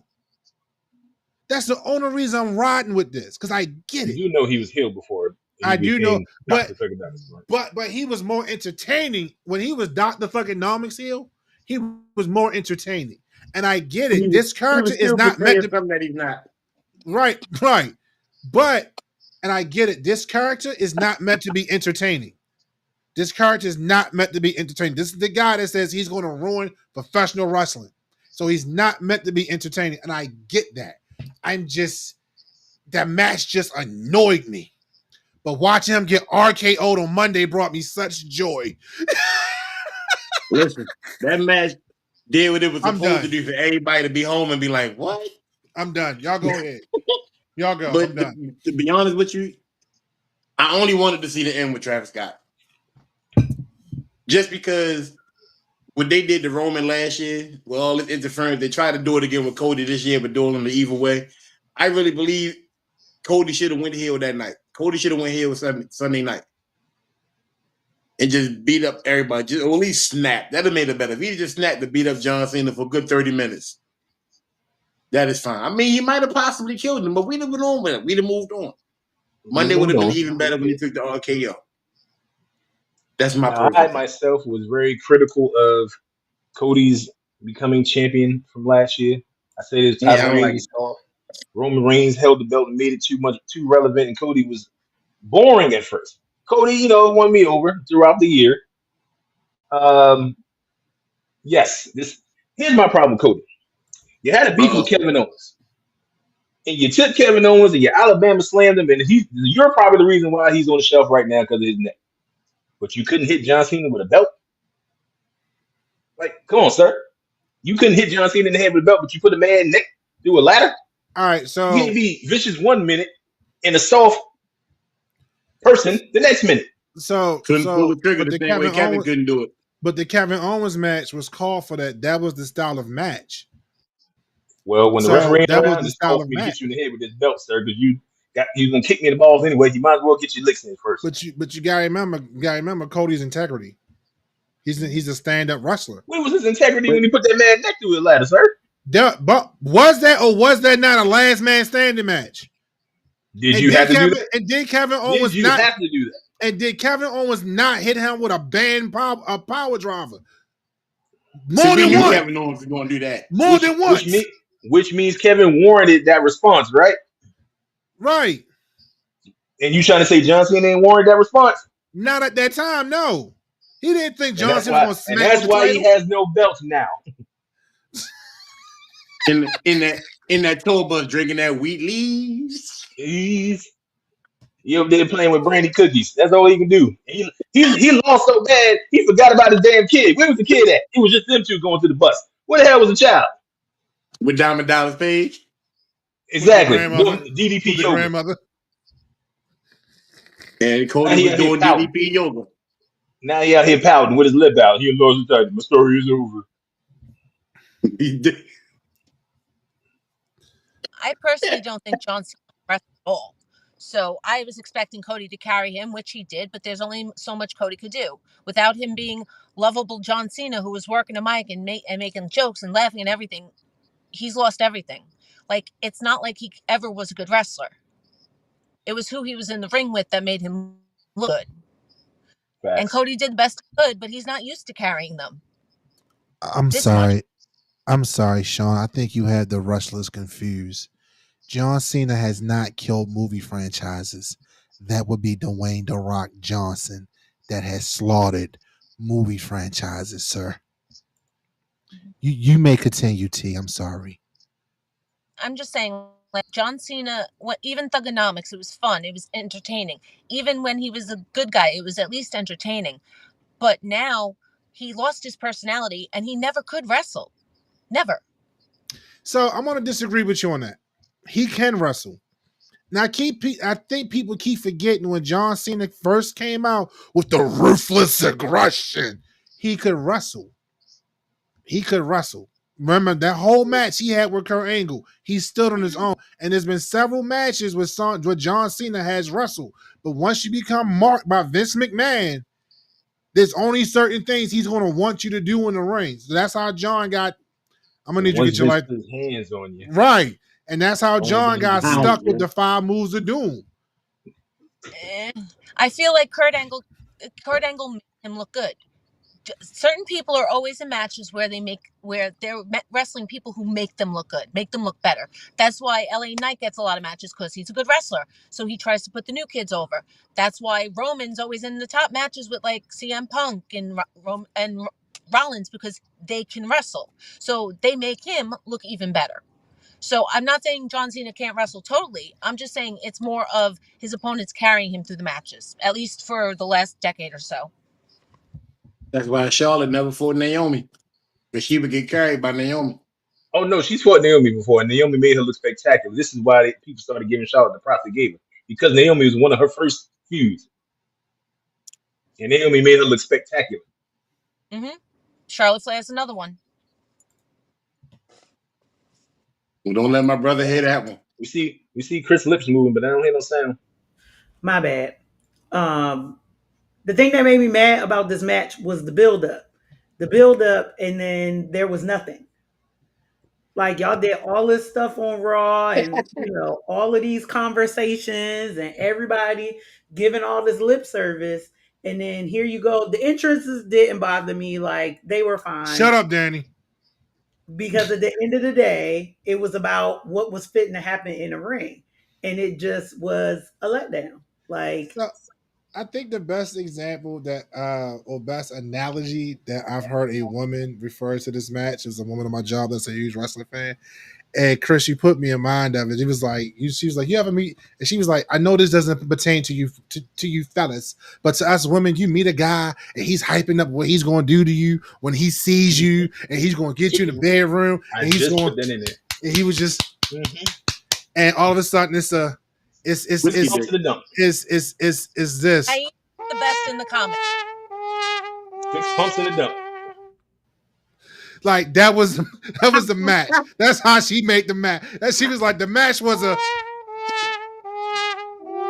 I cannot disagree with her. That's all match. That's it. That's all. There was minimal meat slapping in this. But he said that. I think that's supposed to be the point of it. He said he's going to ruin wrestling, so he didn't want to give you a 5-star match. He didn't care. Now that you put it like that, oh my God! What my thing is you ran your mouth. You ran your mouth. Yes, I told you what I was going to do to you, and I got you. And then when I got you, and that's what he said. As long as I won. He didn't say how he was going to win. He said he was going to walk out as the 17th time. I'm going to walk out. Right. That's what it said. And I'm going to be the last real champion. The whole Travis Scott piece, like, it was just like, why? Like, what was the point? That was just for Cody. Huh? That was just for Cody. Again, it was like why? I said. That was the equivalent. My fault, Chris. But that was the equivalent to them. He's the clown in the corner to me. He is, but that was the equivalent to when Seth Rollins had on the Shield music, and how easy he got distracted, and that's exactly what happened with him. Yeah, I would have. It would have made more sense to me for him to be distracted, like if The Rock was standing there, or something. Like, he didn't have to do nothing. He could have just been standing outside the ring and just distracted him, and then it could have been. And that's what everybody thought was going to happen. We thought Travis Scott was the lead up to The Rock. Like, once Travis Scott got dropped, then you supposed to maybe 3 minutes later, if that, you're going to hear the final boss's music, which will be, even if the music just queued up and The Rock never walked out, that would have been distraction enough for John to do what John did and get the win. That would have been fine. But for you just to drop him and then turn around and John got the belt and clock you upside the head with it. Yeah. No, trash. No bueno. I agree with Sean. No cookies were eaten on this None. Yeah. The cookies were dry this day. The cookies. Some were people like dry cookies. Some nearly. people like dry cookies. I don't know why. I don't know who likes dry cookies, sir. Who likes dry cookies? Some people don't like to dip their cookies in milk. I'm just saying. You ain't got to dip the cookie in milk. It's at least got to be soft and moist. You can't have no dry cookie.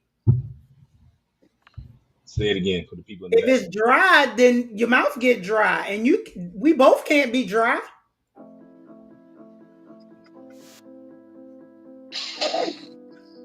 Did you have to hit me with the background music though?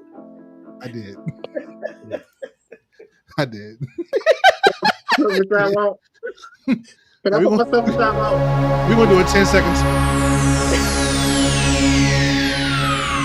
Ladies and gentlemen, may I have your attention, please? The show. Okay.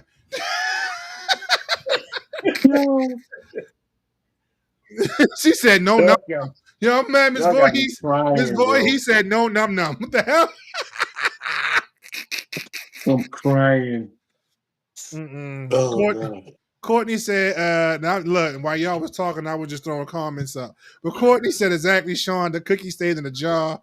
Sean says, from what I was told, people were waiting after the event, waiting to see to see if something was to happen after the match, and nothing did. It's like waiting for an end credit scene that somebody told you was gonna be good, and then the end credit scene never shows up. I'm just gonna put this on the screen because I refuse to say that word. That's a DC movie. We absolutely do. We absolutely do. I refuse to say that word. I can't because it's such an innocent word, but it's so nasty. No, I'm talking 7-Eleven cookies. Oh, boy, you better tell them again, sir. Fresh out 7-Eleven. And they fold it in your hand, and you just be like, oh my God. It's a fresh Krispy Kreme donut. That's what it is. Nice and warm, and just recently glazed. Like, my God. Lights on. Turn the light on. Oh my God. Okay, so we're gonna go and sir. You're doing it right. LMCP. LMCP one. Krispy Kreme. Let's talk about Saturday night. Can we talk about the greatest luchador match in the WrestleMania history? No, we're gonna get to that in a second. We're gonna get to that in a minute. We don't have to do that, bro. We are though. Courtney, why'd you put your cousin in timeout, moderator? Huh? Why you ain't putting your people in timeout? I'm sorry for yelling, people. I feel like it's really biased right now, man. Your cousin is in this chat wilding right now, and you ain't. If it was Nah in the chat, you would have put him in timeout 18 times already. 18 times already. Why are we Why are we yelling so? Sir, I apologize. We have an aneurysm. Do me a favor. I need you to look at her and where's my super the little vein on the side of his neck pulsing and stuff like that. I don't think it's fair. How she just. It sounds like Frozone from The Incredibles. Where's my super? Oh my God. What? Fresh glaze is life. Oh, you know what? But people stop. Stop. Fresh glaze. People sound like the drown. What? Oh my God. Some people like to drink. Wow. Okay, come on, Miss Moderator. You're not gonna put your cousin in timeout? Huh? No. Oh Lord, she don't put a comment and it ain't pop up yet. Why so aggressive? You know why I'm being aggressive. I'm trying to. What'd she say? I am trying to have myself not. She's trying to behave herself. Oh, but first, I don't know why you spaced it. You messed me up. You know I'm dyslexic. I'm trying to behave myself and not put anyone in time. And not put any. So the night's the night when you decide not to put people in timeout. It's the season finale. There is no timeout. No timeout tonight. We exempt. We gotta go. Exempt. We out here now. Oh my Lord. Yes, so aggressive, sir. Yes, I'm very aggressive right now because I don't appreciate how you coming to my show and your cousin, the moderator, just letting you slide with stuff. All right, some don't drown because they Michael Phelps out here. Oh my lord. Yeah. Moving on. Can we talk about Saturday night, please? All right, we Oh, you mean the going. one it got? Okay, so we're gonna talk about Saturday night. Thank you. See, T's the only one that's been. Thank you, T. Thank you. She I want to talk about appreciate Grande you. Americano.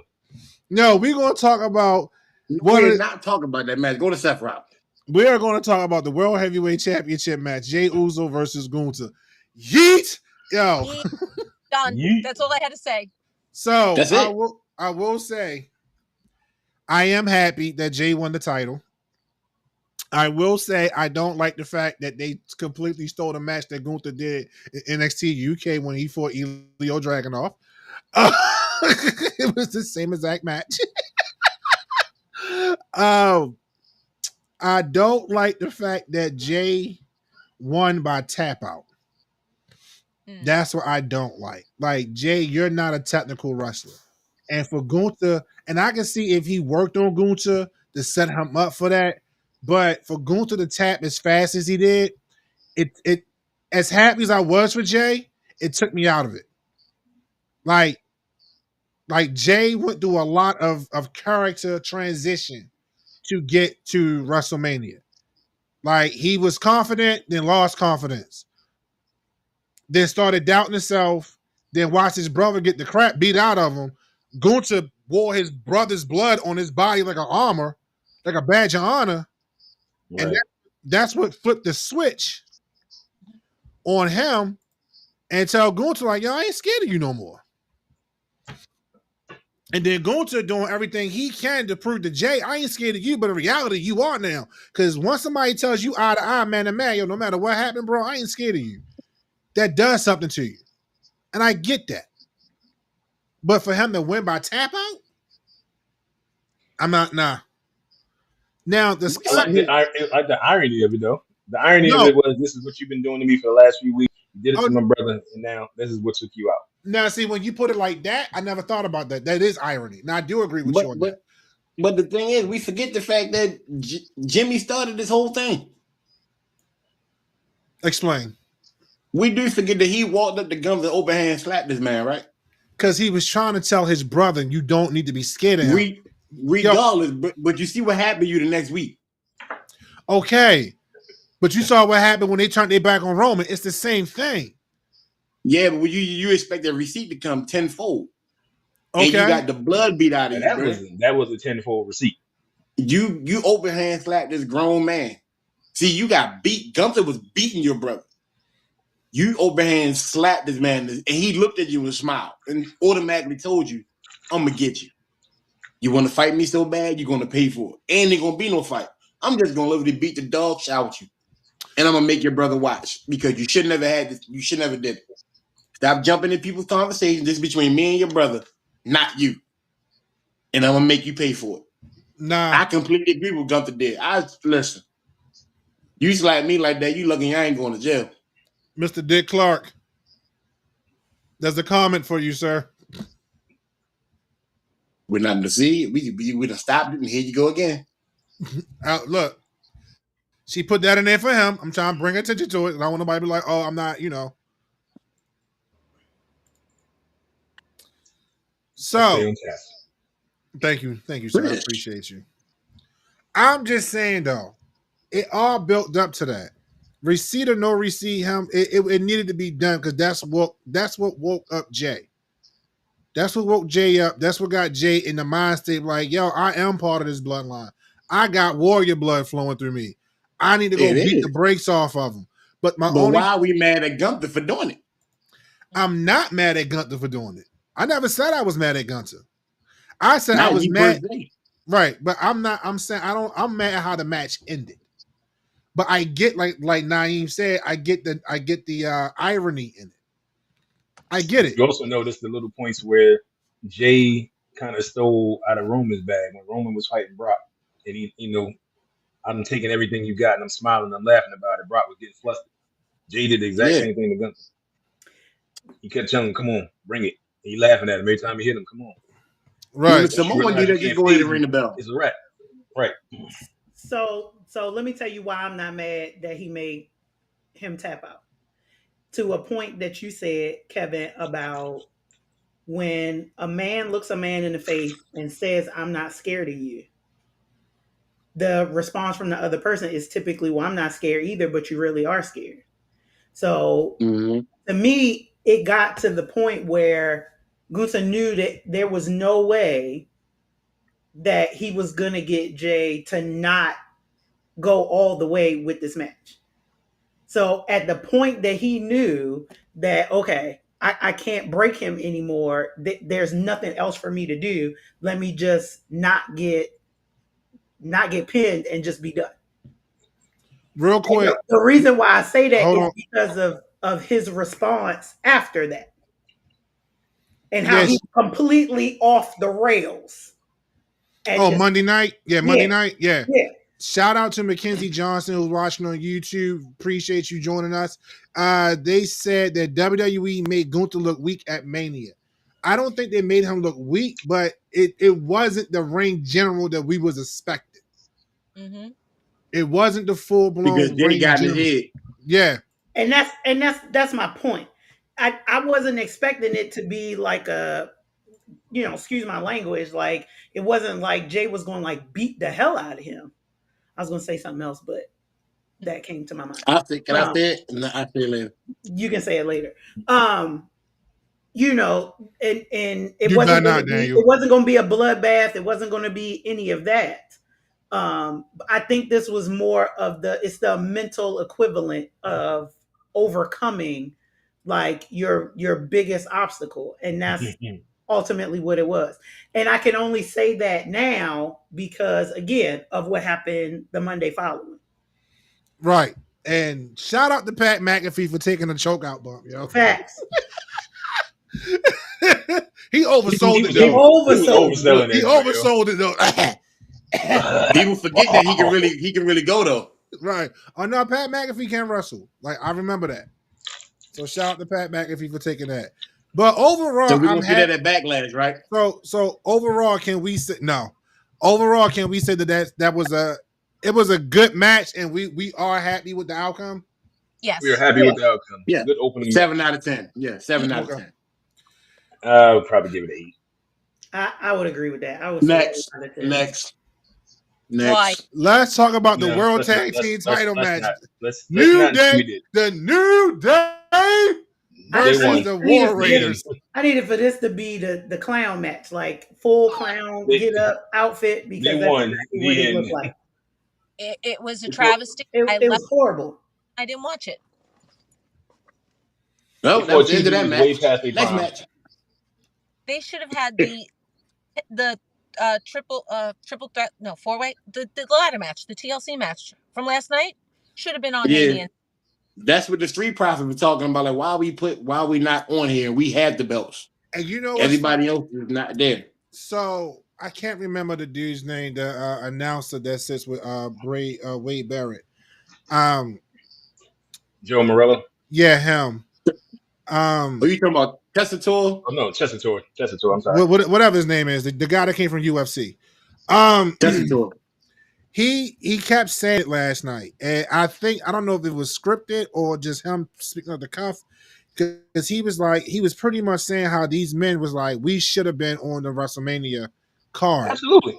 And we're giving them a WrestleMania caliber style TLC match on SmackDown. Absolutely. They're 100% correct. And I'm not taking nothing away from the New Day or the War Raiders, but that match was very lackluster. It was just pointless. And I feel like if you're gonna have that representation of the tag match for those titles, then the WWE tag team champion should have been represented also, at least on night 1, and had that TLC match. Why don't we have? Go ahead. The match with New Day, it was only going to be as good as it was because, truth be told, War Raiders have been done. They should have never had the titles in the first place. No disrespect to them, but their best days have been gone. And there's no other teams on Raw, really, so who else you going to give them to other than New Day or them? Which is why I don't understand why Faxium or whatever they're called went to SmackDown. Exactly. Right, because SmackDown, they should have went to Raw because SmackDown roster is already loaded with tag teams. And that was proven last night. Long, partner. Teddy Long, yeah, shut up. Now, as far as the match actually not making it, first of all, yes, we had this conversation before the week before Mania. I said Montez and them should have been on that card versus some of the other stuff that we haven't yet to get to, and we'll talk about it in a few minutes. But to be honest with you, I'm quite sure more people have the option to watch a SmackDown than watching WrestleMania because everybody can't afford the pay-per-view and everybody ain't got Peacock. So I'm quite sure this match is going to be watched over and over and over again. They'll be all right. It's stung. And they proved, they went out there and showed you should have had us on there. But they'll be all right. Am I the only one that think Tommaso Ciampa look like Freddy Krueger now?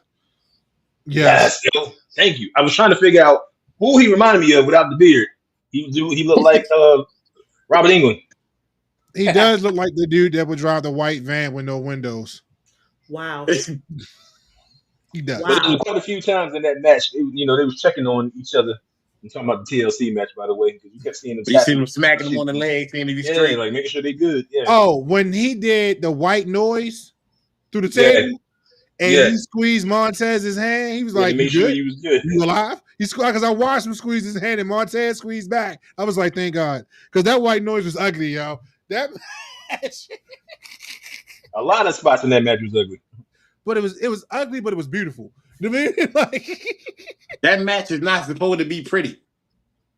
But it was beautifully ugly, though, yo. But you see how we're talking about that SmackDown match versus this nonsense because nobody cared about this match. This is why I said we didn't have to talk about these matches. No, but we do. Unfortunately, we have to be bipartisan. Okay. So we all agree the match wasn't good. It was kind of boring. And some of us didn't even see it.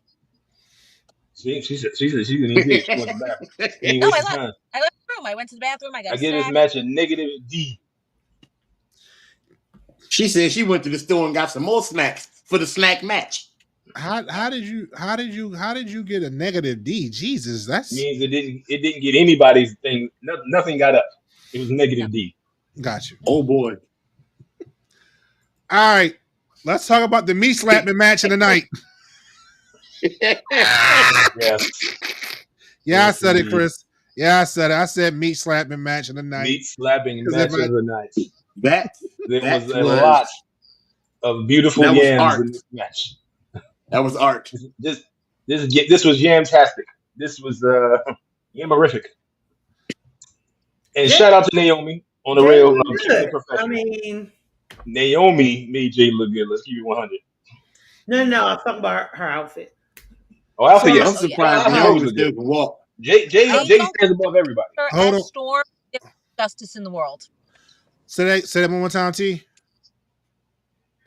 They don't cast her as the X-Men's new Storm. There is no justice in the world. Oh, so here's my thing, and I know we're going to talk about that. Season 3. I re-saw that match, and I gotta say something that's going to be as Naeem would say, unpopular opinion. I think Jade did a good job. A lot of people feel like Naomi carried her. No, I was just saying. Do a good job. Some people feel like Naomi carried her in that match. But Jade did a lot of good work. And people say, this move was botched. This move was botched. I only saw like 2 botched moves. And it really wasn't, you really had to look to see what moves was botched. But Jade did a phenomenal job in a true one-on-one match. Now, the match she did last night against Tiffany was trash. I don't know what the hell that was. I don't know what was going on between the both of them. And I know both of them. And I feel like Tiffany slowed down for Jade, which threw her off. Two train wrecks. Their styles don't get. Every now and again you get people that wrestle and their styles don't go together. Their styles don't go. They don't mesh. They don't mesh. But from what I was told about WrestleMania, Naomi was flipping too fast and almost didn't get caught for the powerbomb. Yeah, she was going a little bit too fast. Yeah, but when she caught it in the corner, you can see like she grabbed it and adjusted really fast for it to get out the corner. It's hard for that girl to slow down. The girl's fast. She slowed down enough. I'm like, man, how much more slow you want me to be? Yeah. Other than that, and you can see at the end that Jade asked the referee, was she okay? Because that powerbomb was sickening. No, that power. Oh, yeah, she stuck her. She stuck her with that joint. Oh, she got it. She bent the off.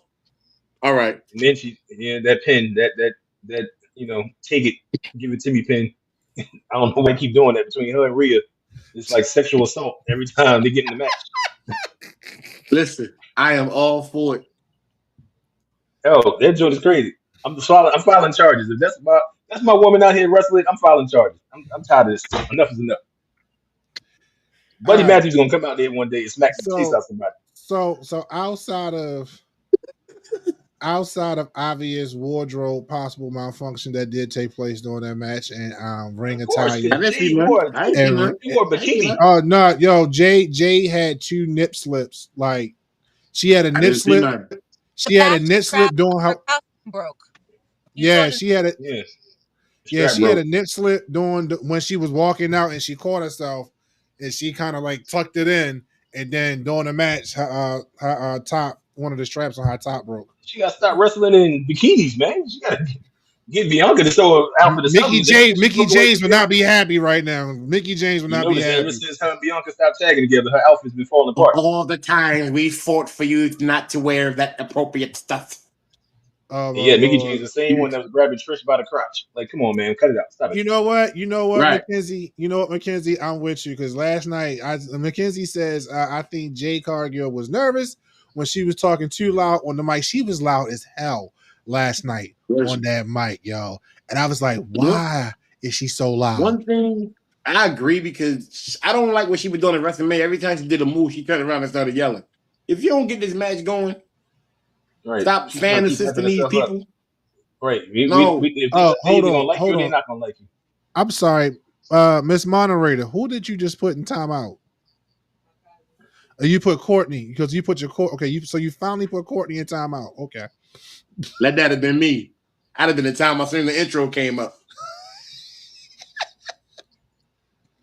And Chris would have been like, "Yep, put him in there." Sean said Jay can wear whatever she wants. Facts. All right, so overall feelings for this match, I enjoyed it. I thought it was really great. Jay came out stronger than what I thought people gave her the opinion of. And for her to pick up... Oh, I'm sorry, Chris. Go ahead, Chris. I apologize. Speak up. I wasn't talking to you, Kevin. Oh, okay. Mind your business, Kevin. You're right. She said she over there somewhere. You know what? I'm going to need y'all to have adult conversations when we're not having a childish show. I'm biased because I feel like Naomi should have won, but I understand that they got to let Jay look good. She got to turn the game. I didn't even do that.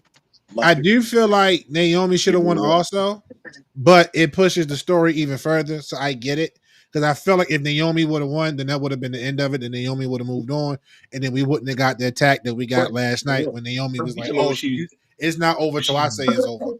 When she was beating on Jay like dude from Step Brothers was beating on them drums. Yo, was she... get a little bit crazier. Okay, first of all, when she still started bouncing on her, it wasn't even at no point she was just hitting on her. She was just bouncing. She wasn't even landing it right. She wasn't even landing the hits. I think that's the point. She turned into a psycho person. Yes, I do like every bit of it. I do like the little promo backstage interaction she had with Nia. When Nia was like, "That title was mine," and she was like, "That's fine." Just what did she say? Just as receive long as caution. Caution. Yeah. I mean, like, that means Naomi come for that belt. Me over here, right? Yo, the freaking but real talk, the freaking promos not promos, but social media stuff that Naomi's been doing. Oh my God, she is tearing Twitter up, sir. I'm on it every day because she be going in. Yo, when she said the only back shots I get is from Big Jim, Paul. Big Jim. Yeah. She hit Montez up. She's like, Bianca said something about it. She said, I've been calling her. Tell her pick up her phone.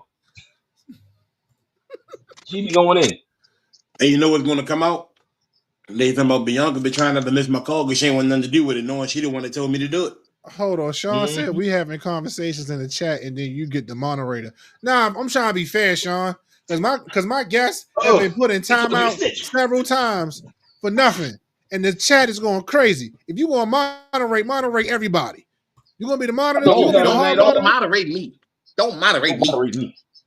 I've been good this whole show. She said the show's still on, Barely. man. So You are barely holding on, sir. You are barely holding on, sir. No, I've been nice. See, Miss T even agrees. Nah agrees. Miss Chris agrees. Hey, we been chilling. I like how you did that. Like Miss Chris agrees. Hey, but you see, you see. Oh wow. Okay, that's. I saw that. That was a. Mouth wet.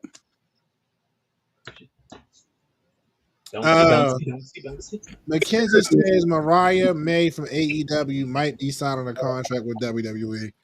Why? Timeless Mariah May. All right, so let's talk about the head stomping match of the night. Let's talk about this United States. Let's talk about this United States Championship match. You know, all gas, no brakes. You know what I mean? Jacob Fatu versus LA Knight. Yo. You better get in where you fit in. He chose Solo that last night. Yo said with or without you. Miss T, you know what? You go ahead and start this off. You know what? I don't like your iPhone real quick because every time you do like little emoji stuff, it be popping up. Yes, it does it. It's a FaceTime thing. Jacob Fatu is the second best wrestler in the Fatu family behind Naomi. I stand by. Jimmy. And I don't know who calls Tiffany Stratton's moonsault the prettiest moonsault ever. No, that's Jacob Fatu's moonsault. I'm sorry. He does it way better and it's way prettier. And it's more impressive. He weighs a lot more than she does. I loved it. I love him. I'm glad that he's getting pushed. I think that had things been different, this might have been Solo Sikoa's run, but I'm kind of happy it's not. Somebody had a thing for Jacob Fatu. I think he's great. I think he's a breath of fresh air. He's a little bit thug. He's a little bit Samoan. He's like, he's not good. He's not bad. He's just there. And he's him. He's him. That's him. That's it. That's all you can ask for. That's him. And I'm for it. I so love it. And I'm so for it because when he debuted or showed up, and I think it was Ciampa. It might have been DIY or Motor. Either way, when he did the moonsault, he hit the corner and then jumped from the corner to the top, to the actual top rope to hit the moonsault in mid motion. You that big and that agile is crazy. And I know you Samoan. Samoans is just agile for no apparent reason. That's just a God-given thing that they have. But for you to go from the second turnbuckle, jump to the top rope, not the top turnbuckle, but the top rope, and still hit that moonsault is ridiculous. And you do it consistently. Now you know it's gonna be a day where you miss that joint fall. I hope not. But and then I look, Danny, it took me a minute, but look, the hip attack, he gonna kill somebody, yo. Either he gonna break his own hip or he gonna get somebody a severe concussion because they're not gonna move out. I thought he killed Damien on Friday. Get Damien whole purple head, you know. You talking about the cross-dressing Undertaker? Yo, stop calling that man that, yo. Yes. I didn't call him that. Somebody else called him that. I didn't call him that, sir. Stop disrespecting Damian Priest, man. And I don't know why y'all made fun of him. Y'all clearly know that Undertaker was his idol growing up. Like, why do y'all do that? Yo? Well, actually, Scott Hall ain't Undertaker, but my issue with Damian is he's not. You know, as they say, John Cena's not a good heel. I don't think he's a good face. He needs to stay heel. He needs to go back to being the NXT Damian Priest. Right. No, because the NXT Damian Priest was out here throwing arrows at people. No, that was stupid. The Archer. Comment, yeah. Sean, yo, you trying to get us canceled, yo? Sean, seriously? Why you put it up there? I didn't read it first. That's why I immediately took it down. That's why I immediately took it down after I saw it. Sean, we're trying to go to season 3. We're trying to go to. We love Sean now. And we're not knocking you. That's what you're into. I'm just saying. Dude, we're trying to go to season 3. We're trying to make this our last season. All right, this time be the season finale, not the season final, not the series final. So let's not act like we don't remember that. I call him TJ, Courtney. The Undertaker wore a lot of eyeliner. Let's not act like we didn't remember that. He did, but who was? But who was mad enough to say something to him? Exactly. All right. So Jacob Fatu crushes LA Knight in this match. Love it. Great match. I'm assuming we all in agreement with this. Yes, especially since it was LA Knight. Yeah, he got what he deserved. God damn, yo. So his Woo! LA Knight is not Lex Luger. I forgot she snorted. Right. Yo, I wish I could tell the people, and we can't, and because I know what stays in the chat. But dude, you were relentless on Lex Luger. Like, I understand you have a deep, passionate hate for this man, yo. But God loves Satan more than you love Lex Luger. You understand what I'm saying, yo? I don't think it's that bad. I don't think it's that bad. I like Lex Luger. Did you not hear your voice clips, yo? 2 words, yo. Miss Elizabeth. That's all we got to say. Yes, I agree. I didn't think he should have been ended. No way. Chris Sean said achievement unlocked. Oh my God, yo! It's like, yo, yeah. All right, can we talk? Thank you. Yes. The worst decision ever. El Grande Americano versus Ray Phoenix. So before y'all get on y'all high horses, I want to say this. I'm going to say this. Come on, get it out. Rey Mysterio got injured. It is what it is. You put Ray Phoenix in. Ray Phoenix makes his WrestleMania debut. Phenomenal choice. What doesn't make sense to me, and I need Uncle Triple H to make this make sense to me. How do you announce the biggest acquisition in wrestling? You bought AAA Luchador Wrestling, and you put the Luchador losers, and you put one of the hottest luchadors in the world on the biggest platform in wrestling. And you have him lose to Chad Gable in a freaking mask. It was not Chad Gable. It was Chad Gable. Okay. It was El Grande Americano.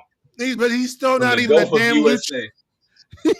No, they changed it. It's actually the Gulf of Mexico again. So they went from the Gulf of America to the Gulf of Mexico. So he is plugged from the correct area. Okay. But wow. I would just here's the thing. Hold on. I got you, T.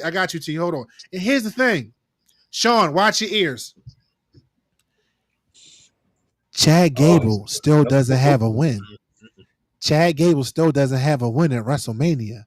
It's El Grande Americano. Chad Gable still winless at WrestleMania. So Chad Gable, how do you feel that knowing that your only win at WrestleMania is under an alter ego that you can't even publicly say is you? It was stupid. And they got the same tattoo on the back of the neck. They both went to the Olympics.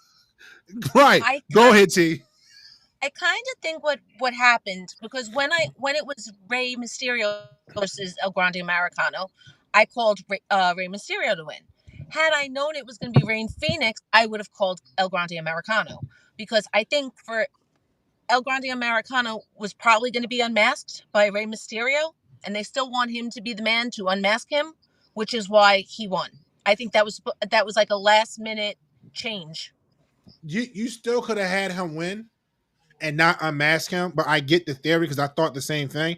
But you still could have had Rey Phoenix win. Like, you just made the announcement of the biggest acquisition, and they still could have spun it to win whenever Rey gets healthy again. They can still have that match where he unmasks him. Ray, they didn't really have much time to think about it. Let's talk about how the fact you have a whole creative team. You have a whole creative team. A whole team. The dude won with a flying headbutt off the top rope with a metal plate under his mask. And why is he not concussed? Thank you. You're going to knock out the opponent, but not yourself? Really? Really? Did you just put that up there, Kev? What? No, the comment. That's Courtney's comment, yeah. But again, another WrestleMania spot it could have gone to. It is the Motor City Machine Guns, Street Profits, and DIY. Or hey, Chelsea Green. You just had Zelina Vega win the United States belt. That should have been on WrestleMania. Mm-hmm. If you want to go that road, Aleister Black should have came back against Randy Orton. On WrestleMania. Rusev on WrestleMania. But no, Americano got to win on WrestleMania. And we got the weakest team, the New Day, winning. New Day is now the most winning champions, tag team champions in WWE history. They have more. It's consolation gifts because you won't let them have any real single runs, so you're just gonna keep giving them the tag belt. Let's call it what it is. No, this is the title they gave them because they finally turned heel, because they finally gave into the machine. That's what this is. This is your reward for selling your soul. That's the I Miss You Big E tag team title. Yeah. Every time one of you got a heavyweight title run, we sent Brock Lesnar in there to take it from you. He stomped on Xavier Woods' crown, pretty much disrespecting the king of the ring. So hey, we'll just give you another tag team belt and make you feel better. And give you a good. Hey, you know who you're gonna lose it to? You're gonna lose it to Bayley and Paige.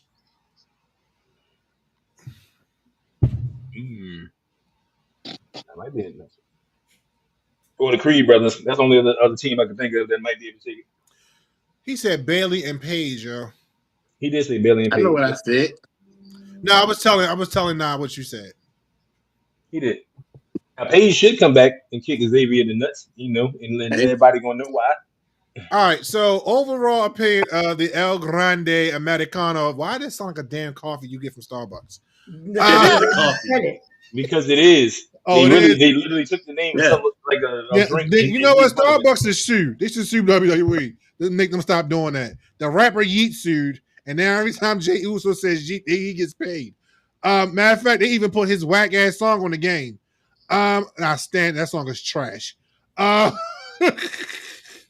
rapper Yeet sued. They ain't even spelled the same. Yeah, but because of the enunciation, and he had it copyrighted.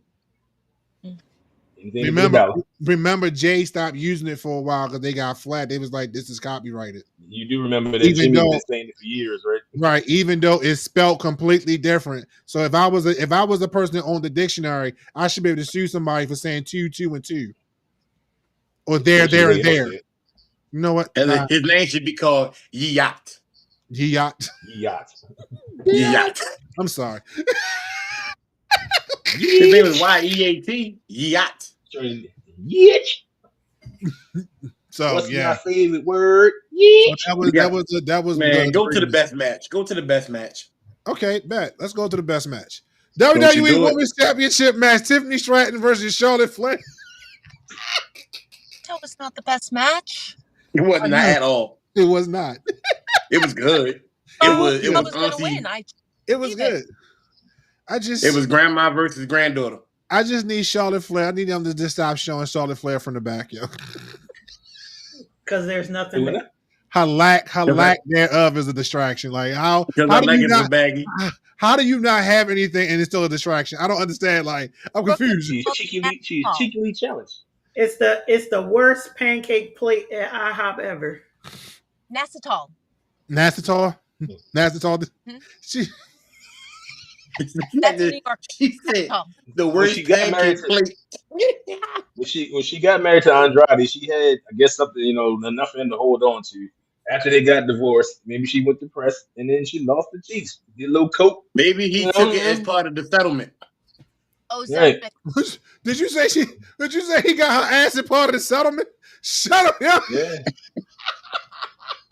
Then that wasn't much of a settlement. All right, because he ain't had much in the first place. This guy. I thought she was in her late 40s, early 50s. The No. woman is 8. Yeah, she's 38 years old. Yes. That's younger than me. What? Yeah, she got a hard life. That's a hard face. So, 38. So here's the thing that all jokes aside. I know we joke about Charlotte Flair. No, seriously. Charlotte Flair suffers from because they talked about it before in like a couple of DVDs. She whenever she sees herself, she doesn't see that she's like pretty. Body morphia. Yeah, body morphia. Thank you. So that's why she keeps getting work done. Because remember, Charlotte Flair had a beauty mole. She had the little pocket punch. Wasn't too much of the pocket punch, but she had a little. She had a little Dunlap, but it was cute. She was cute. To a lot of men, she was attractive, but to her, she's not, and that's why she keeps messing with her body. So I know we kind of joke about it, but it's not a joking matter. Got her father dude. She ain't gonna be able to do nothing about that. But when she came back with the no ass at all, that blew me because you left with an ass, yo. Like, what did you do? She's been gone for about a year, sir. Then you go get ass injections. All right. It wasn't a natural selection. Okay. It was not a natural. It was a denatural selection. Okay. Follow what Bailey did. Whatever she did to get hers, follow that. Bailey's natural. Bailey's natural.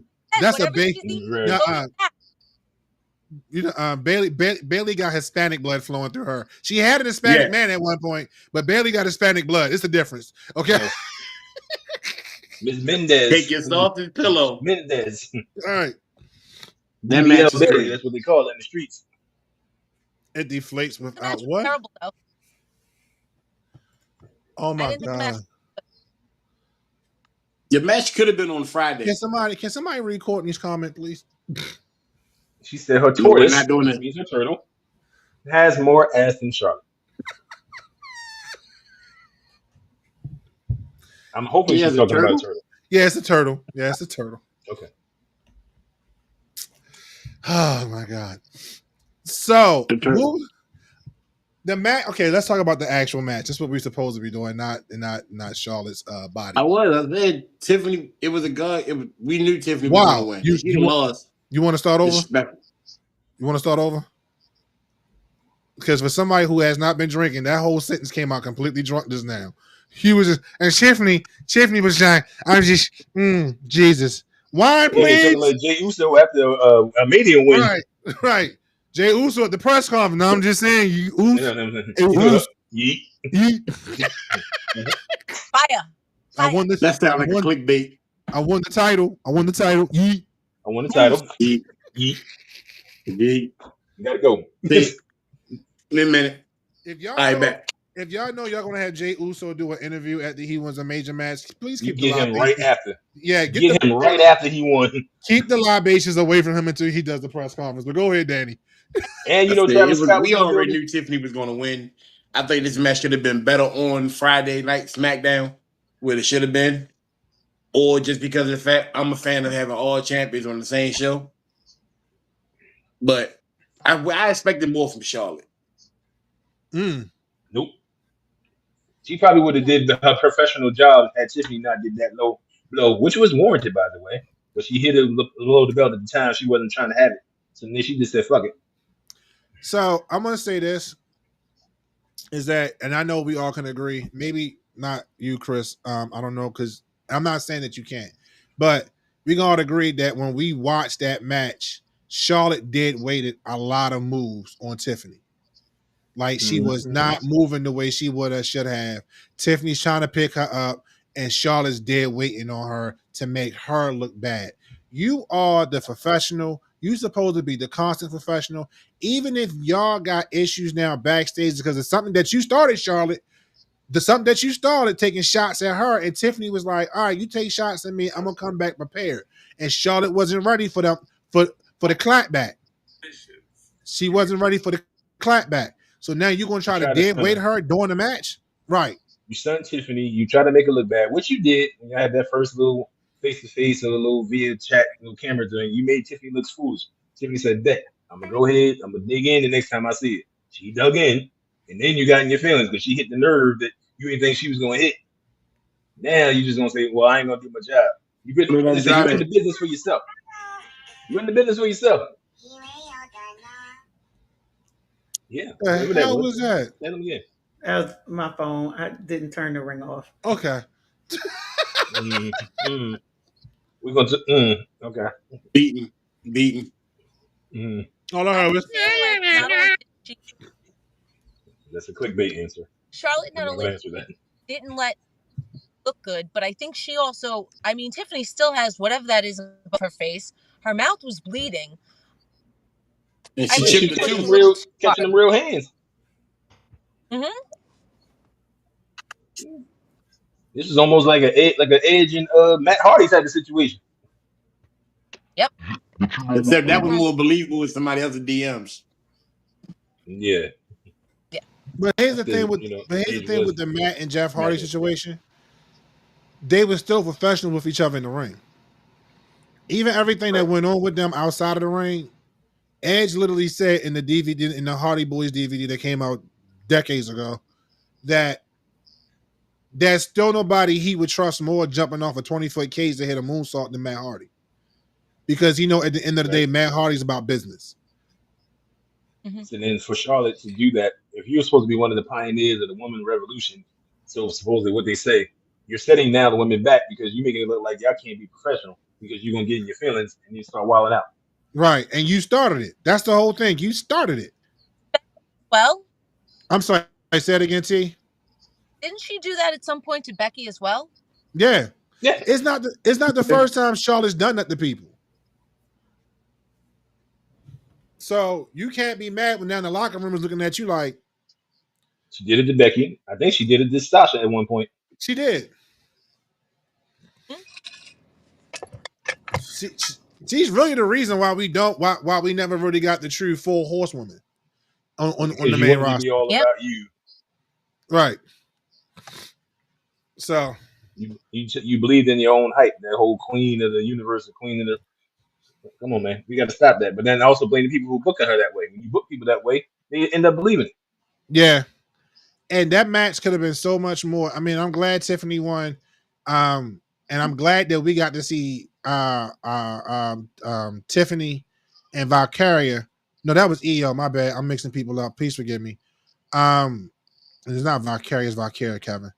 I was really hoping for the Tiffany Jade match to be a little bit better than what it was, but it wasn't. And I really feel like because Tiffany A was still recovering from WrestleMania, and then B, she slowed down a lot for Jade to try to get the time. And like y'all said, like we said earlier, some people just don't mesh together in a match. Mm-hmm. That wasn't it. So maybe they didn't have enough time to prepare. That could have been another thing. You know, you doing that joint right after Mania week. You know. But overall, I'm going, and I haven't really graded any of the matches. But if I was to grade this one, I'm gonna give it a C. It was cool. I'm gonna give it a D because I didn't see it for the whole match. I went to the bathroom. I go B-. It was entertaining. I loved the entrances, so. I love Tiffany. I love, because I feel like once you see one Charlotte Flair WrestleMania entrance, you've seen them all. Mm-hmm. With the Barbie house thing, that was a nice touch. Right, because that's right up Tiffany's alley. That was right up her alley. Like I get it. What about you, Chris? Yeah. Okay, we got people on Spotify that can't see you. Don't yell at me. I'm not yelling at you. You was. I was not. D-. Yes, you were. Yeah, D- maybe. It just didn't do it for me. Daniel. This is the most D Charlotte's gotten in a while. So yeah. I give it a C. Sanford could have been better. Could have been better. Got you. Could have been better. Speaking of entrances, I love Bianca's entrance. I'm sorry I had to circle back, but the fact that she let Montez's daughter come out there, and he did the little double dash. Her entrance was nice. That was dope. Mm-hmm. When did she had a bad entrance? No. Never. I don't think she's ever had one. Yeah, husband's always leaning on the creative side. Damn. Sean gave the match an F. Sean's hating. I still say the most emotional entrance that Bianca's ever done was that WrestleMania year with that little girl mother. Oh, passed. 39. Yeah, man. That little girl still came out there, did her little thing, like her mother in the hospital, dying. Like that's right. That's like the greatest and saddest day in that little girl's life. Yeah. So, all right, let's talk about the match that we are here to talk about. That we just spent the last 2 hours and 10 minutes leading up to. Let's talk about this triple threat match. Seth Rollins, Roman Reigns, CM Punk. Before we get into this, I am man enough to admit when I'm wrong about something. So, Mr. Psycho Worldwide, He called Daniel Jones. I apologize, sir. Wow. You called it. You said that Seth Rollins was not only going to win the match, but he was going to become a Paul Heyman guy. And I fought you tooth and nail on this because I was like, it made no sense. It made None not whatsoever. a goddamn sense for that to happen. And I Not a bit. apologize, sir. I hope you humbly accept my apology because I was dead I ain't wrong. apologizing. I'm just saying you was right. Man, you good. I just weighed down my options. Like, he's the best fit, the only one who could benefit from being a Paul Heyman guy. Like you, I don't but like you, it still. but you not That pretty understanding. much Like, took L's almost for the majority of the year. yeah, but I don't gave like you the blues though. Like I was like, "Yo, you crazy? You wildin'?" I know. mean, I literally gave you the blues. This is why I feel Braun like Breaker, I I need to can see. apologize. But Steph and Paul just don't go well together for me. I don't see it. I ain't seen it. Then. But You gotta convince me. look how quick you said Braun Breaker though. Everybody was automatically going for Braun Breaker. Right, because Even it when makes Braun sense. Breaker first came up, like, he'll be a good Paul Heyman guy. It makes sense. And nah, it was just something about that. But Seth was taking all the L's. Put your cousin in timeout. Good. Put your cousin in timeout. Daniel, I called it the same way you did. I said it was going to be Rollins because if you ever noticed, since this three-way angle has been happening, Seth gets his entrance music, they whoa, whoa, whoa, and then they go in, and then everybody's throwing the ones, and then everybody's clobbering time, and they're singing Cult of Personality, and the chants. But the chants, while they're in the ring, it's only CM Punk and it's only Roman Reigns. That's it. There's no Rollins chant. Yeah. So he needed this push. It more was the equivalent to EO with the triple threat. Yes. They were doing the same thing with Seth. That's why I said it But was Seth was getting it the worst because since he lost the belt, he's been catching it. Mhm. Since Cody came back, he's been catching it, but he got the belt instead. But I don't think Seth was the guy they were overlooking.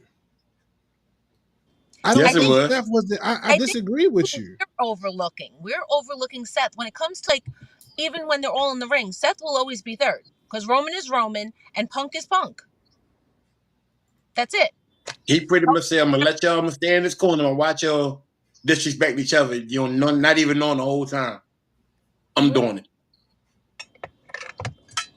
When they did the contract signing, everything was him just sitting back and laughing. He laughed his way all to the win. So is this gonna get Seth out of cross dressing now? Is he gonna wear regular men's suits again? No. What kind of a conversation is going on here? He dresses like a modern day Randy Savage. No, he does not. Don't insult Randy Savage like that. Don't do Don't Savage do that. like that. Don't do Randy that. like that. Don't. If anybody's a bisexual, cross dresser, transgender, it's Seth Rollins. Wow, Kevin. No. I mean that respectfully. Randy ain't never come out there in Miss Elizabeth's dress. Right. Seth Rollins have worn came out there in a few Becky outfits. He's worn whole gowns to the ring. Come on now. I mean, his fashion style is say something stupid. A part of the alphabet community. Which one? The just A, B, because, C, D, or E? Just because I tell you to say something stupid, don't mean that you actually should say something stupid, y'all. But it's true. that out of like this world because it does make him stand out because he isn't as popular as Punk and Raymond and Roman. I disagree. I think Seth is just as popular as the other two are. Seth just has his different flair. No. Let's call a spade a spade. Seth is not selling tickets like CM Punk and Roman Reigns. Let's call it what it is.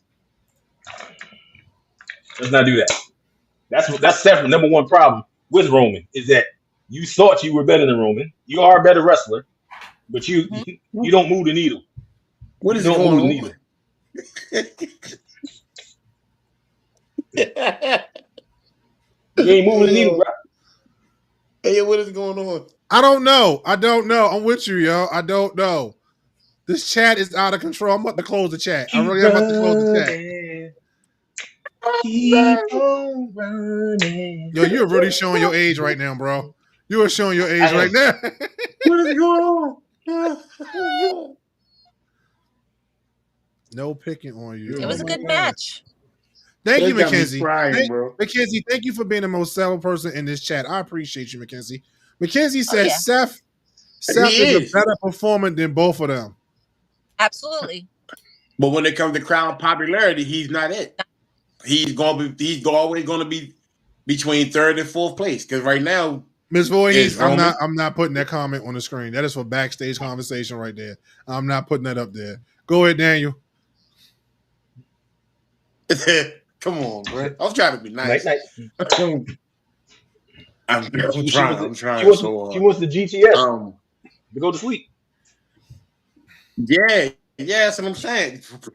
I fell right into that one. You did. You walked right into that, yeah. So I was saying between he's always gonna be in the top four. This is Roman Reigns, CM Punk, Jey Uso, and it's gonna be him. And then they're gonna be Rhea, the top four crowd poppers. And then Rhea. He barely makes the top 5. He has competition. He's the better performer out of all of them, hands down. But crowd popularity, all he gotta do is walk and it's over. CM Punk can be talking for 15 minutes and that song is gonna play. We know that song word for word. Yeah, but see, here's the thing though. Seth Rollins can have a whole crowd singing his song. He can. Once you get past a certain part of cult of personality, you're not really singing the song. But that's Seth Rollins. But that Seth Rollins Austin song. Theory should do it. Hold on, I got you. Austin Theory, Seth Rollins song. You singing that, yo? You singing that Seth Rollins song? Song, sir. It's just a harm. It's just a melody. There's no words. Point. No That's my point. But they're singing it, and he's like long overdue to be doing something else now. And like an orchestra conductor, he is playing them. He is playing them. And he played Roman Reigns. What? Every time he says they sang my song, they serenade me. They instantly start doing it. Yeah, a bunch of pirates. The same way that's all it is. John Cena goes, Cena sucks, and everybody else starts saying it with him. Yeah, but they just do that out of fun. But they actually like Seth Rollins. Jey Uso is nothing but a catchphrase. What's the difference between him and Seth? Seth has more of control over them than Jey does. Yeah, Seth has crowd control. Seth has crowd control. Why? Because you can do over here and over here. Yes, that's crowd control. That's all you are, sir. But that's still control. Jey is now getting when he put his hands up and everybody put their hands up with him. Right. Jey is learning that. And Roman moves everybody with a finger. And keep in mind, Roman moves everybody with one finger. With the finger. And keep in mind, even with Jey, it's when his music stops, it's really the crowd going one more time, and they start doing the song again. All right, so Mackenzie says, I want Austin Theory to join Seth Rollins and Braun Breaker and Paul Heyman as the manager. Because it would tried it before. It didn't work then. I think it would be a good but boost. not under the tutelage of Paul Heyman. Yeah, it'd be a good boost for Theory because him being with what is his name? With the Miz son. I will admit him and Grayson has run his course. I will admit that. It has. Yeah. And I was waiting for the turn between one of them, and you thought she was going to get it, and it didn't happen. So it wasn't the right time. No, it was the right time. It was the right time then. They need to just get that over with. I was scared. And both technically without each other. And then now Austin Theory, childhood hero, John Cena. Jesus Christ. John Cena. Who is John Cena? John Cena has turned his back on everybody. He's like, I don't even want to support him no more. He's like Juan Hina. Kevin, you been drinking? Nope. I wish I was though. I do got communion tomorrow, but let me stop. It's grape juice. It is grape juice. I'm not Catholic. Sound like the Spanish now. Juan Hina. Yo, can we talk about how the tables, these indestructible tables, got broke 2 nights in a row? When you told me that they were like indestructible, and I said the same thing. I was like, but they keep breaking. Like I'm confused. These are new tables, and they're supposed to be reinforced around them. Right, they're supposed to be reinforced, but I think they put prop tables in just for the show because when the first night, when the Spanish announce table got broke, all of a sudden, the very next match, they had a whole new table. So I was like, so these was prop tables, yo. So I knew yeah, there was a strong table because JD McDonough, that table did not move when he hit it down. no, no. All right, That so whole let's. soul I with was- it. All right, so I told y'all this show is running late tonight. So if y'all gotta go to bed because we're gonna be up here for a minute. Okay. So overall feelings for the triple threat match from night one. I loved it. I enjoyed it. Seth Rollins was the biggest twist. So I give you credit. I want once again, Well, Paul Danny. Heyman actually was the biggest twist. Let's keep it 100. Yeah. But the low blow he gave to Roman was a bit much. My man went, and then Bro, like you was built shaking a his balls full with your blow. arms, bro. Like, what are you doing? They couldn't find them. You put extra hate on that man. Don't do wow. So wow, Danny. Or maybe he found them. He just liked the way they felt on his arm. I don't know. Maybe. You put extra heat into it. Wow. He said, "Oh You stayed wow, there a little is too that long, a sir." truck tire?" You was like, All right, Just so as night thick as one- my arm. So night one and night two of WrestleMania 41 I'm sorry. Night one of WrestleMania 41. Overall feelings for the WrestleMania entirely. It wasn't the best WrestleMania of late. what I do? It wasn't the best WrestleMania of late. Oh my lord. Oh. What did he do? I guess because the comment you made about the arm and the way it felt. I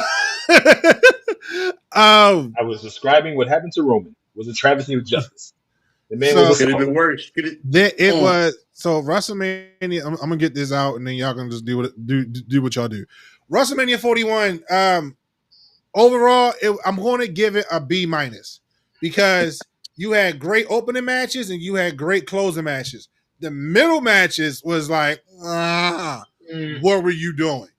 Storylines got progressed, storylines got forwarded, storylines got put to bed. That's what WrestleMania is supposed to do. Supposed to put storylines to bed and hopefully push storylines forward that couldn't have been closed out, moving into Backlash, and hopefully at the Backlash, certain storylines will close out. It wasn't one of the greatest WrestleManias in the last 5 years, I'm going to say. And I know this is technically Triple H's third WrestleMania, but he has to how am I what am I influencing, Sean? Please explain. He said you influenced my bad behavior, which caused me to go into timeout. Okay, where did Danny go? He blanked out. He went to go do a Paul Heyman. I don't know. Oh, his phone probably died. Cricket Wireless. That's when you got the cricket barely. Yeah. So overall, I enjoyed it. I'm actually mad he dropped off because we still got to that's right. the show out. We co-conspirators. We in jail together.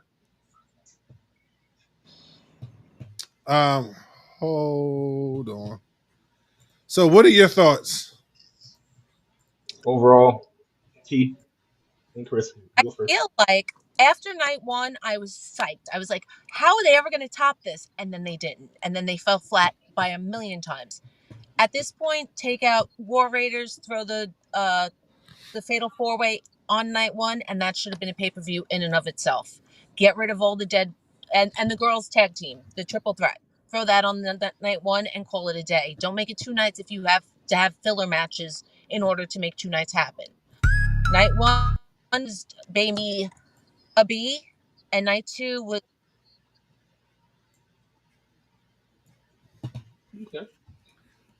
So for me, as a person who is just coming back into wrestling, and this is my first WrestleMania probably since the Attitude Era, that I actually paid attention to. I agree with T. Like the first night was amazing. Like it was great. It was exciting. There were some misses to me, but again, as a person who's just coming back into it and not knowing a lot of the backstory stuff, it was okay. I felt like the stuff before it and after it was way more exciting and way more entertaining than the actual 2-day event. So B plus for the first night and probably like a C minus for the second one. So I want to say this is Triple H's actual third WrestleMania that he's fully been in control of. So I think he's still in a learning curve of how to make two successful nights like his predecessor, Vince McMahon did. But Vince was a master at it, and even sometimes Vince flopped on WrestleManias, but Vince was a master at it, and but Triple H is still learning. So overall, like I said, I'm still giving this like a B minus. Just because of the combined nights. But if I was to break it down, then yeah, night one would be a B, then night two would probably be a hard C. Not even a hard C, a soft C. Because some of the matches just really fell flat, and then just watching like with the whole Charlotte Flair situation, it just wasn't. It left a bad taste, and just left a bad taste overall. I'm trying not to set myself up with somebody to come at me with an inappropriate innuendo. Because I was waiting. I was definitely waiting. So yeah. So yeah. But it's always next year. I'm looking forward to Backlash. And like you said, Chris, everything that happened at the WrestleMania as far as like Monday Night Raw, watching Stephanie Vacal and Io Sky go at it. Oh my God, that was beautiful. Good. Didn't realize you needed something until you actually have it. Did not know I needed that match until I saw it. But the way it ended was crap because they got interference. But I get it. But it saved Stephanie and Io from not taking the pin from one another, so neither one of them looks weak. So I get why they did that.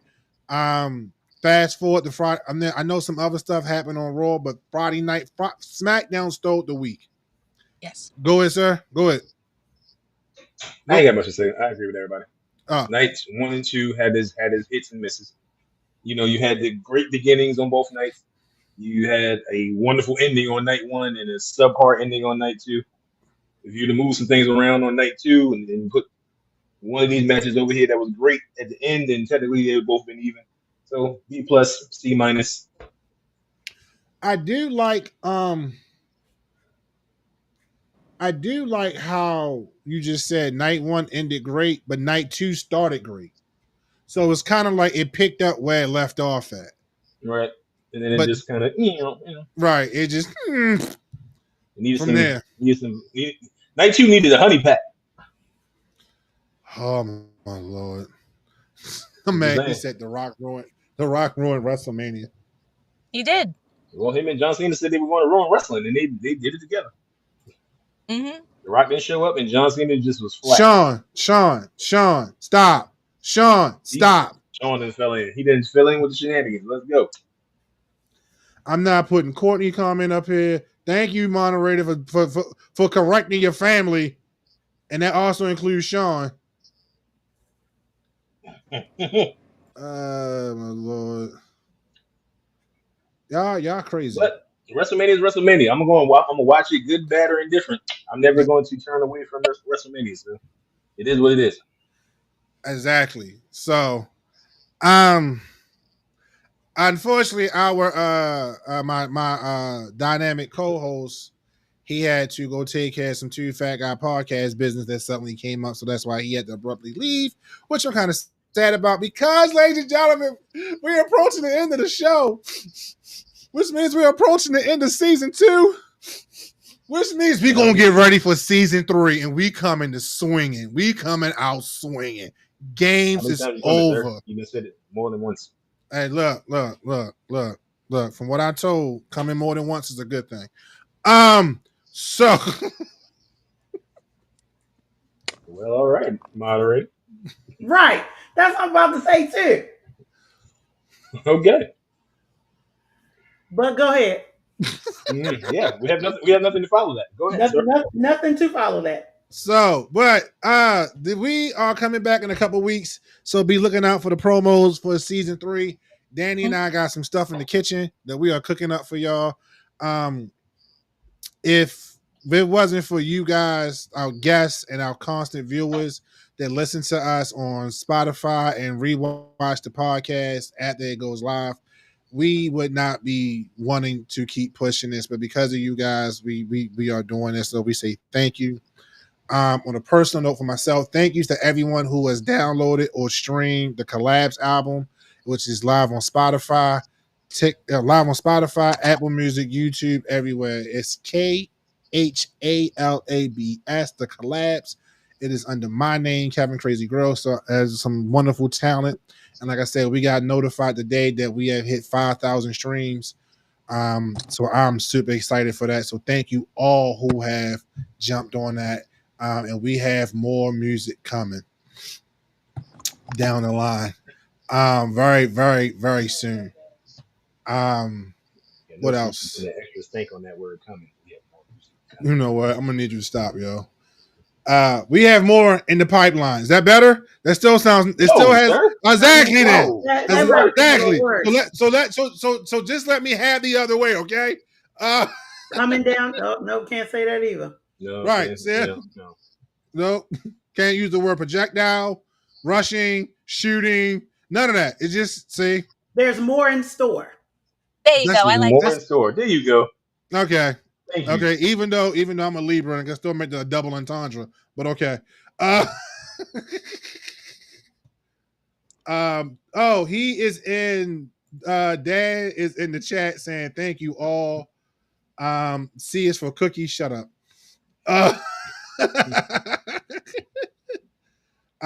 Sean said the album is absolutely worth listening to. Courtney says album, awesome album, fire. Thank you. That's good enough for me. It is definitely a good meat tenderizing playlist. Thank you. I appreciate that. Spitting, biting, scratch. I don't know what he even means by that. Get out the chats and go handle your business. So thank you. Biting on, Dave. What the hell? Thank you, everyone, for your love and support for Two Fat Guys Podcast. We are coming back in about 2 weeks' time, right here on a Saturday. We're gonna have some stuff for y'all, and we got some new topics. We're gonna rehash some stuff. We just gonna do what we do best and bring y'all some of the best content that we can give you, and just a little preview of what we got in store. Because, like I said, I've been in the lab working on some music, so.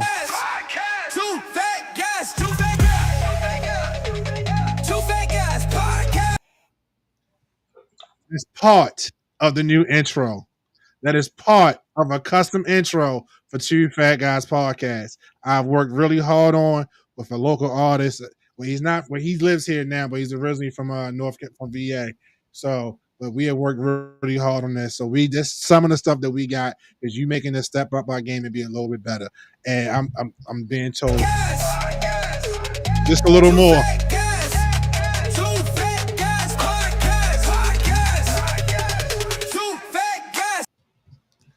Yes. So put your hips into that one. I like that. Oh, thank you, sir. Thank you. Look, man. Look, podcast got to be grade A, baby. We low budget, but we doing high things. Yes, sir. We might be low budget, but we doing big things. So I'm gonna read some of these last comments, and then we're gonna get up out of here. I'm gonna have to filter through some of these, make sure these are good comments to read. Mackenzie says The Rock should have showed up at Mania 41. You are absolutely correct. He should have showed up, and that whack reason that he gave on the Pat McAfee show was trash. Miss Void, he said num num num or nom nom nom. I don't know. What? No, moving on. Sean said he's handling business. I think he's talking about Dan, and yeah. Pardon me. Oh Lord, behave. That would okay. You know what? The rest of these comments I cannot read. Wow, Courtney.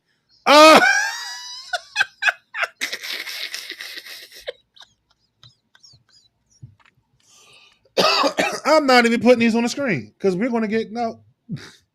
Well, first of all, they missed the second part of my statement because in the typo.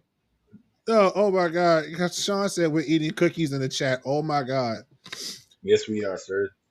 Everybody, put your cookies out and toast to the sky. All right, so I'm letting y'all know right now. It is 2 hours and 35 minutes into the show.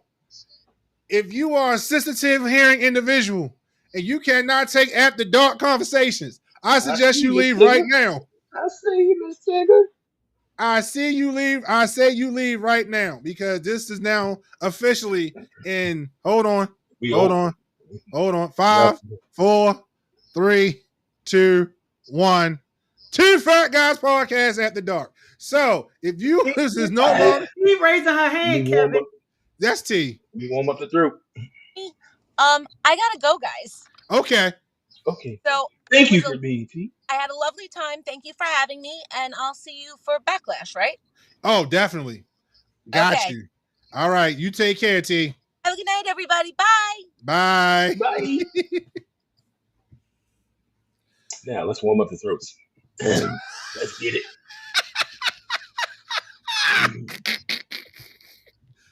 Oh my Lord! Like, oh my God! Yeah. Where shall we start?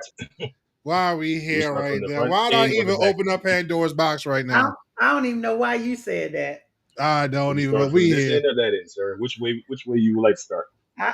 Dude, you know what? After dark conversations. You know what? This we need to just dive. You know what? We're just gonna go ahead and dive into some cookies. I'm just gonna make sure I edit this for a whole nother podcast. But we're just gonna go ahead and dive into some cookies right now, yo. Because I do want these comments to pop up. I don't want these comments to go away. So it's been a lot of conversation about cookies, and yes, indeed. In the last few weeks, so I need to further check out these cookies. Not Girl Scouts. Metal and lead in those. You don't want those. Yeah, you don't want them cookies. I don't want the Samoan cookies. They got lead in them. No, they got lead in them. They're killing people. I didn't know that. Now, granted, I'm still finna eat them. We probably already should have been dead a long time ago because I ate quite a few. I literally like maybe like 4 or 5 weeks ago, bought like 8 boxes of Girl Scout cookies. So yeah. Oh my God. They weren't all for me, but the peanut butter joints on my table just in case the class action lawsuit come out. I want to know. I got my evidence. I'm part of that. I need to cash in. They got these French toast cookies now. So good. But they can kill you, is what you're saying. I mean, anything for any period of time can kill you, but they just have been found to have lead in them. So, I mean, was these made in Korea? No, they did like a whole expose on it. Kevin, where was you? I'm not watching exposés. I'm not watching exposés. No, but yes, sir, they did it. They did a whole thing. It's been on internet. It's been on Instagram, TikTok. Whoever, and it came out as soon as I bought my 4 boxes of my little trophy deals. They want to let the story roll out, so I had to eat at least 2 packs to make sure that they weren't lying. And then I gave them 2 packs away because I'm gonna kill somebody else, and if I'm going, they going too. So the moderator says, so I'm just going to put everyone in timeout right now. You can't put everyone in timeout. The show's over officially, so this is a different broadcast. And you might have to cut this for Spotify. Oh yeah, I'm definitely. I'm going to have to edit this for Spotify. This is Power Pellets and Ghost time. Let's go. This will be the audio part for Spotify only. This will not be the video. Right.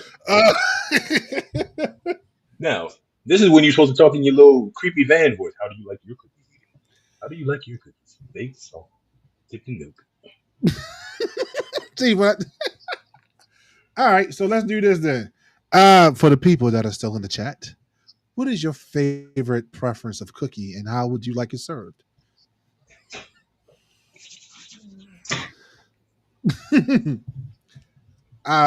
So definitely, I like a warm cookie.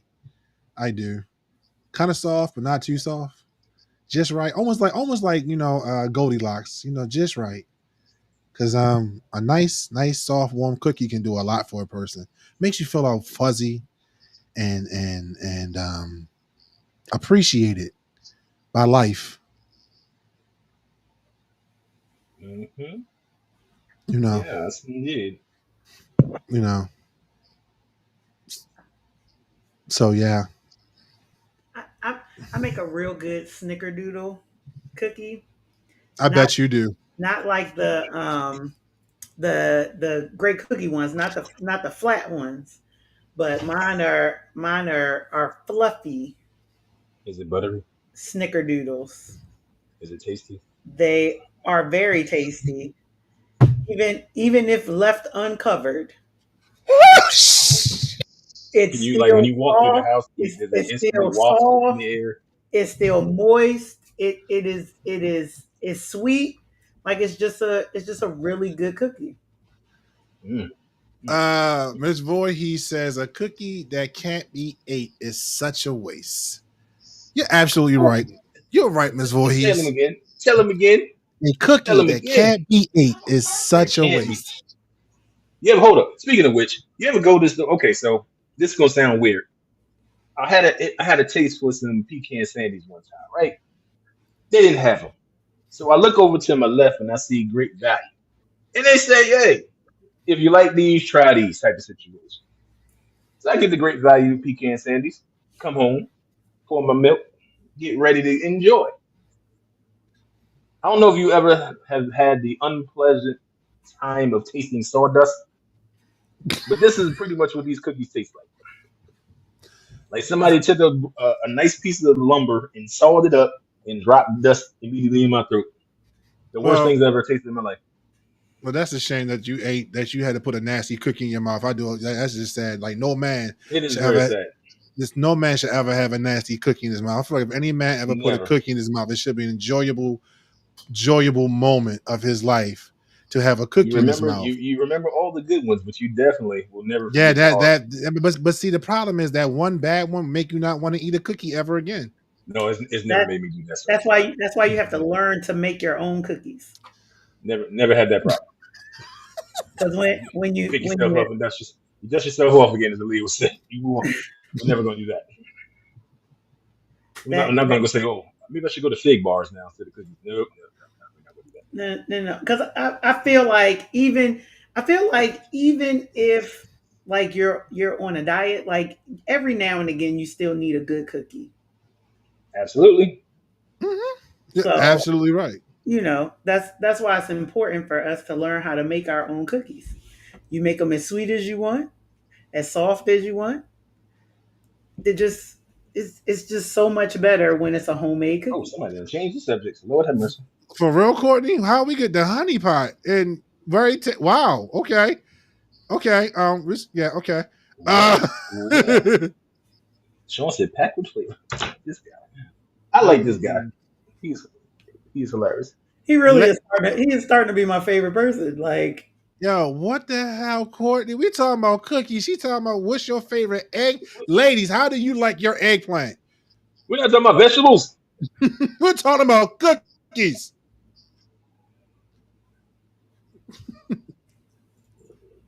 Ooh, Ms. Voorhees says she loves eating cookies. I believe Ooh, that. I I believe that. wholeheartedly believe that. I am totally sold on that. I am too. I feel like that is all facts right there. There's not, without a doubt. That is I believe all that. facts right This is there. not kayfabe. This y'all, is y'all, y'all leave my friend alone. Okay, Courtney says my cookie is moist, fluffy, and helps all sweet tooths. I didn't know you bake. What do you mean by I didn't. all? I didn't know you bake, Courtney. Wink. All customers? She said all sweet tooths. Voorhees is like Miss Voorhees Well, says so. Miss Voorhees says so soft, warm, and moist. Yes. Sean, what is packed with flavor? I'm assuming he's talking about his vegetable meal. I don't know. And Courtney is like very flavorful. Sean is cool people. Y'all out here in these streets right now. Yes. He's invited to every cookout going forward. Oh yeah, no. I'm telling you, Sean built different. Sean lives by 3 words. 4 words. I'm not that white. So here's a big question, Ken. When you're eating cookies, do you eat them one at a time, or have you tried to eat more than one? At a time? At one point in time in my younger life, I've eaten more than one at the same time. At the same time? At the same time, there was a time. Yes, I got a little greedy, I made it work though. I made it work. But it's nothing like trying to get two of them at the same time. yeah, but I figured it out you though. can get them in there. You let them sit in there just melt, and then you try to work Yeah, it out. yeah, but it worked out. Where did Chris go? Y'all talk about multiple cookies. I can't be a part of this conversation. So, but the older I got, I realized I can't keep up. When So you eat an Oreo, don't you have two sides? It's still two cookies technically. So I just it's eat one cookie with two pieces. I just eat one So cookie. You never taken two cookies and dunked them in the milk and ate them at the same time? That's like saying when I open a hot dog bun that I have two buns. No, it's one blunt bun split down the middle. Technically, it's still two. No. It's a single bun. Like she said, they just split, and then you just put the wiener in the middle and go from there. So again, an Oreo is still one cookie with two sides. I can eat a hot dog bun without the hot dog. I don't eat the hot dog. Just give me the bun. It could be a sausage. I mean, whatever you put on a hot dog bun. If you split it down, and then that's now from 1 to 2. No, it's one. She said put them side by side, and say there you go. No. So Sean, I'm sorry, Miss Void, he says you can put them side by side and nibble on each one. See, and that's kind of what I did. Not me. I just put them both in my mouth. I had to savor it because I never knew if I have an opportunity to eat two cookies at one time again. So if you work it out that way. Sean says I like to eat my cookies slowly and enjoy it. Oh God! As you should, sir. As you should. Yeah. Should you be mad when you get to the end of the pack and there's no more in there? That is depressing. Like, that is so depressing. And the thing is, you know what's going to happen. You know you get into the end of it, and yeah, and be depressed afterwards. So sad.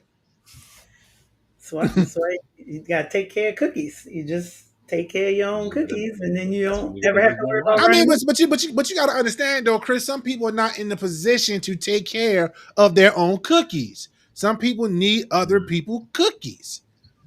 So you can make your own cookie, so you're in the position to take care of your own cookie. So you can take care of your own cookies whenever you want to. So now we need cookies. We know where to go. You make yours from scratch. Right. Sure do.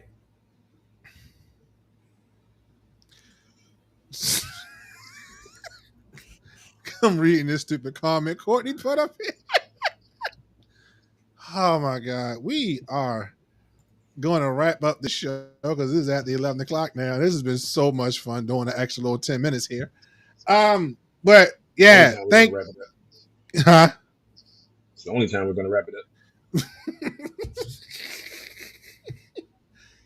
I like to eat my cookies uncovered too. With that being said, ladies and gentlemen, boys and girls, we have reached the end of Two Fat Guys Podcast After Dark. Feel the same way about bananas.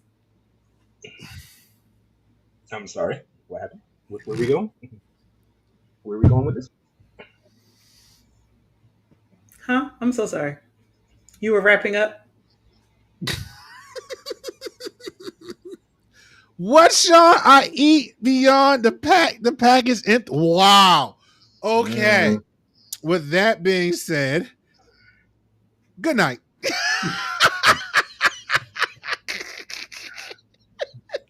See y'all. All jokes aside, see y'all in a couple of weeks. We do appreciate you hanging out with us. Why won't my screen move? There you go. Appreciate y'all hanging out with us for a little extra time of Two Fat Guys Podcast After Dark. This is something that Danny and I wanted to do, but of course he's not here. And this is also something that was suggested by our two guests that are still on the screen with us. It's something that we might want to do. So this could be something that we could explore later down the line. Once again, because this was fun. Pleasurable. Eating a cookie should be pleasurable. Should be. and maybe eating and having a nice ripe banana also. Yeah. I wouldn't know nothing about that. And if you're not a cookie person, eat some pound cake. Yeah. I love some good lemon pound cake. Boy, a good vanilla pound cake. Mm. Yes. So, boys and girls, we are going to go ahead and wrap this show up. We will see you in a couple of weeks with a new episode and season premiere of season 3. So be on the lookout for the promos that are coming for that. Once again, Danny and I want to say thank you all for the love and support that you have shown to Fat Guys Podcast. But with that being said, I'm so glad that you came with us because you could have been anywhere else tonight. So thank you for taking your time out to spend almost 3 hours with the two dynamic duo known as Two Fat Guys Podcast. Tell a friend to tell a friend, and I'm not putting your comment on the screen, Sean. Tell a friend to tell a friend that is Two Fat Guys Podcast. Love y'all. Good night.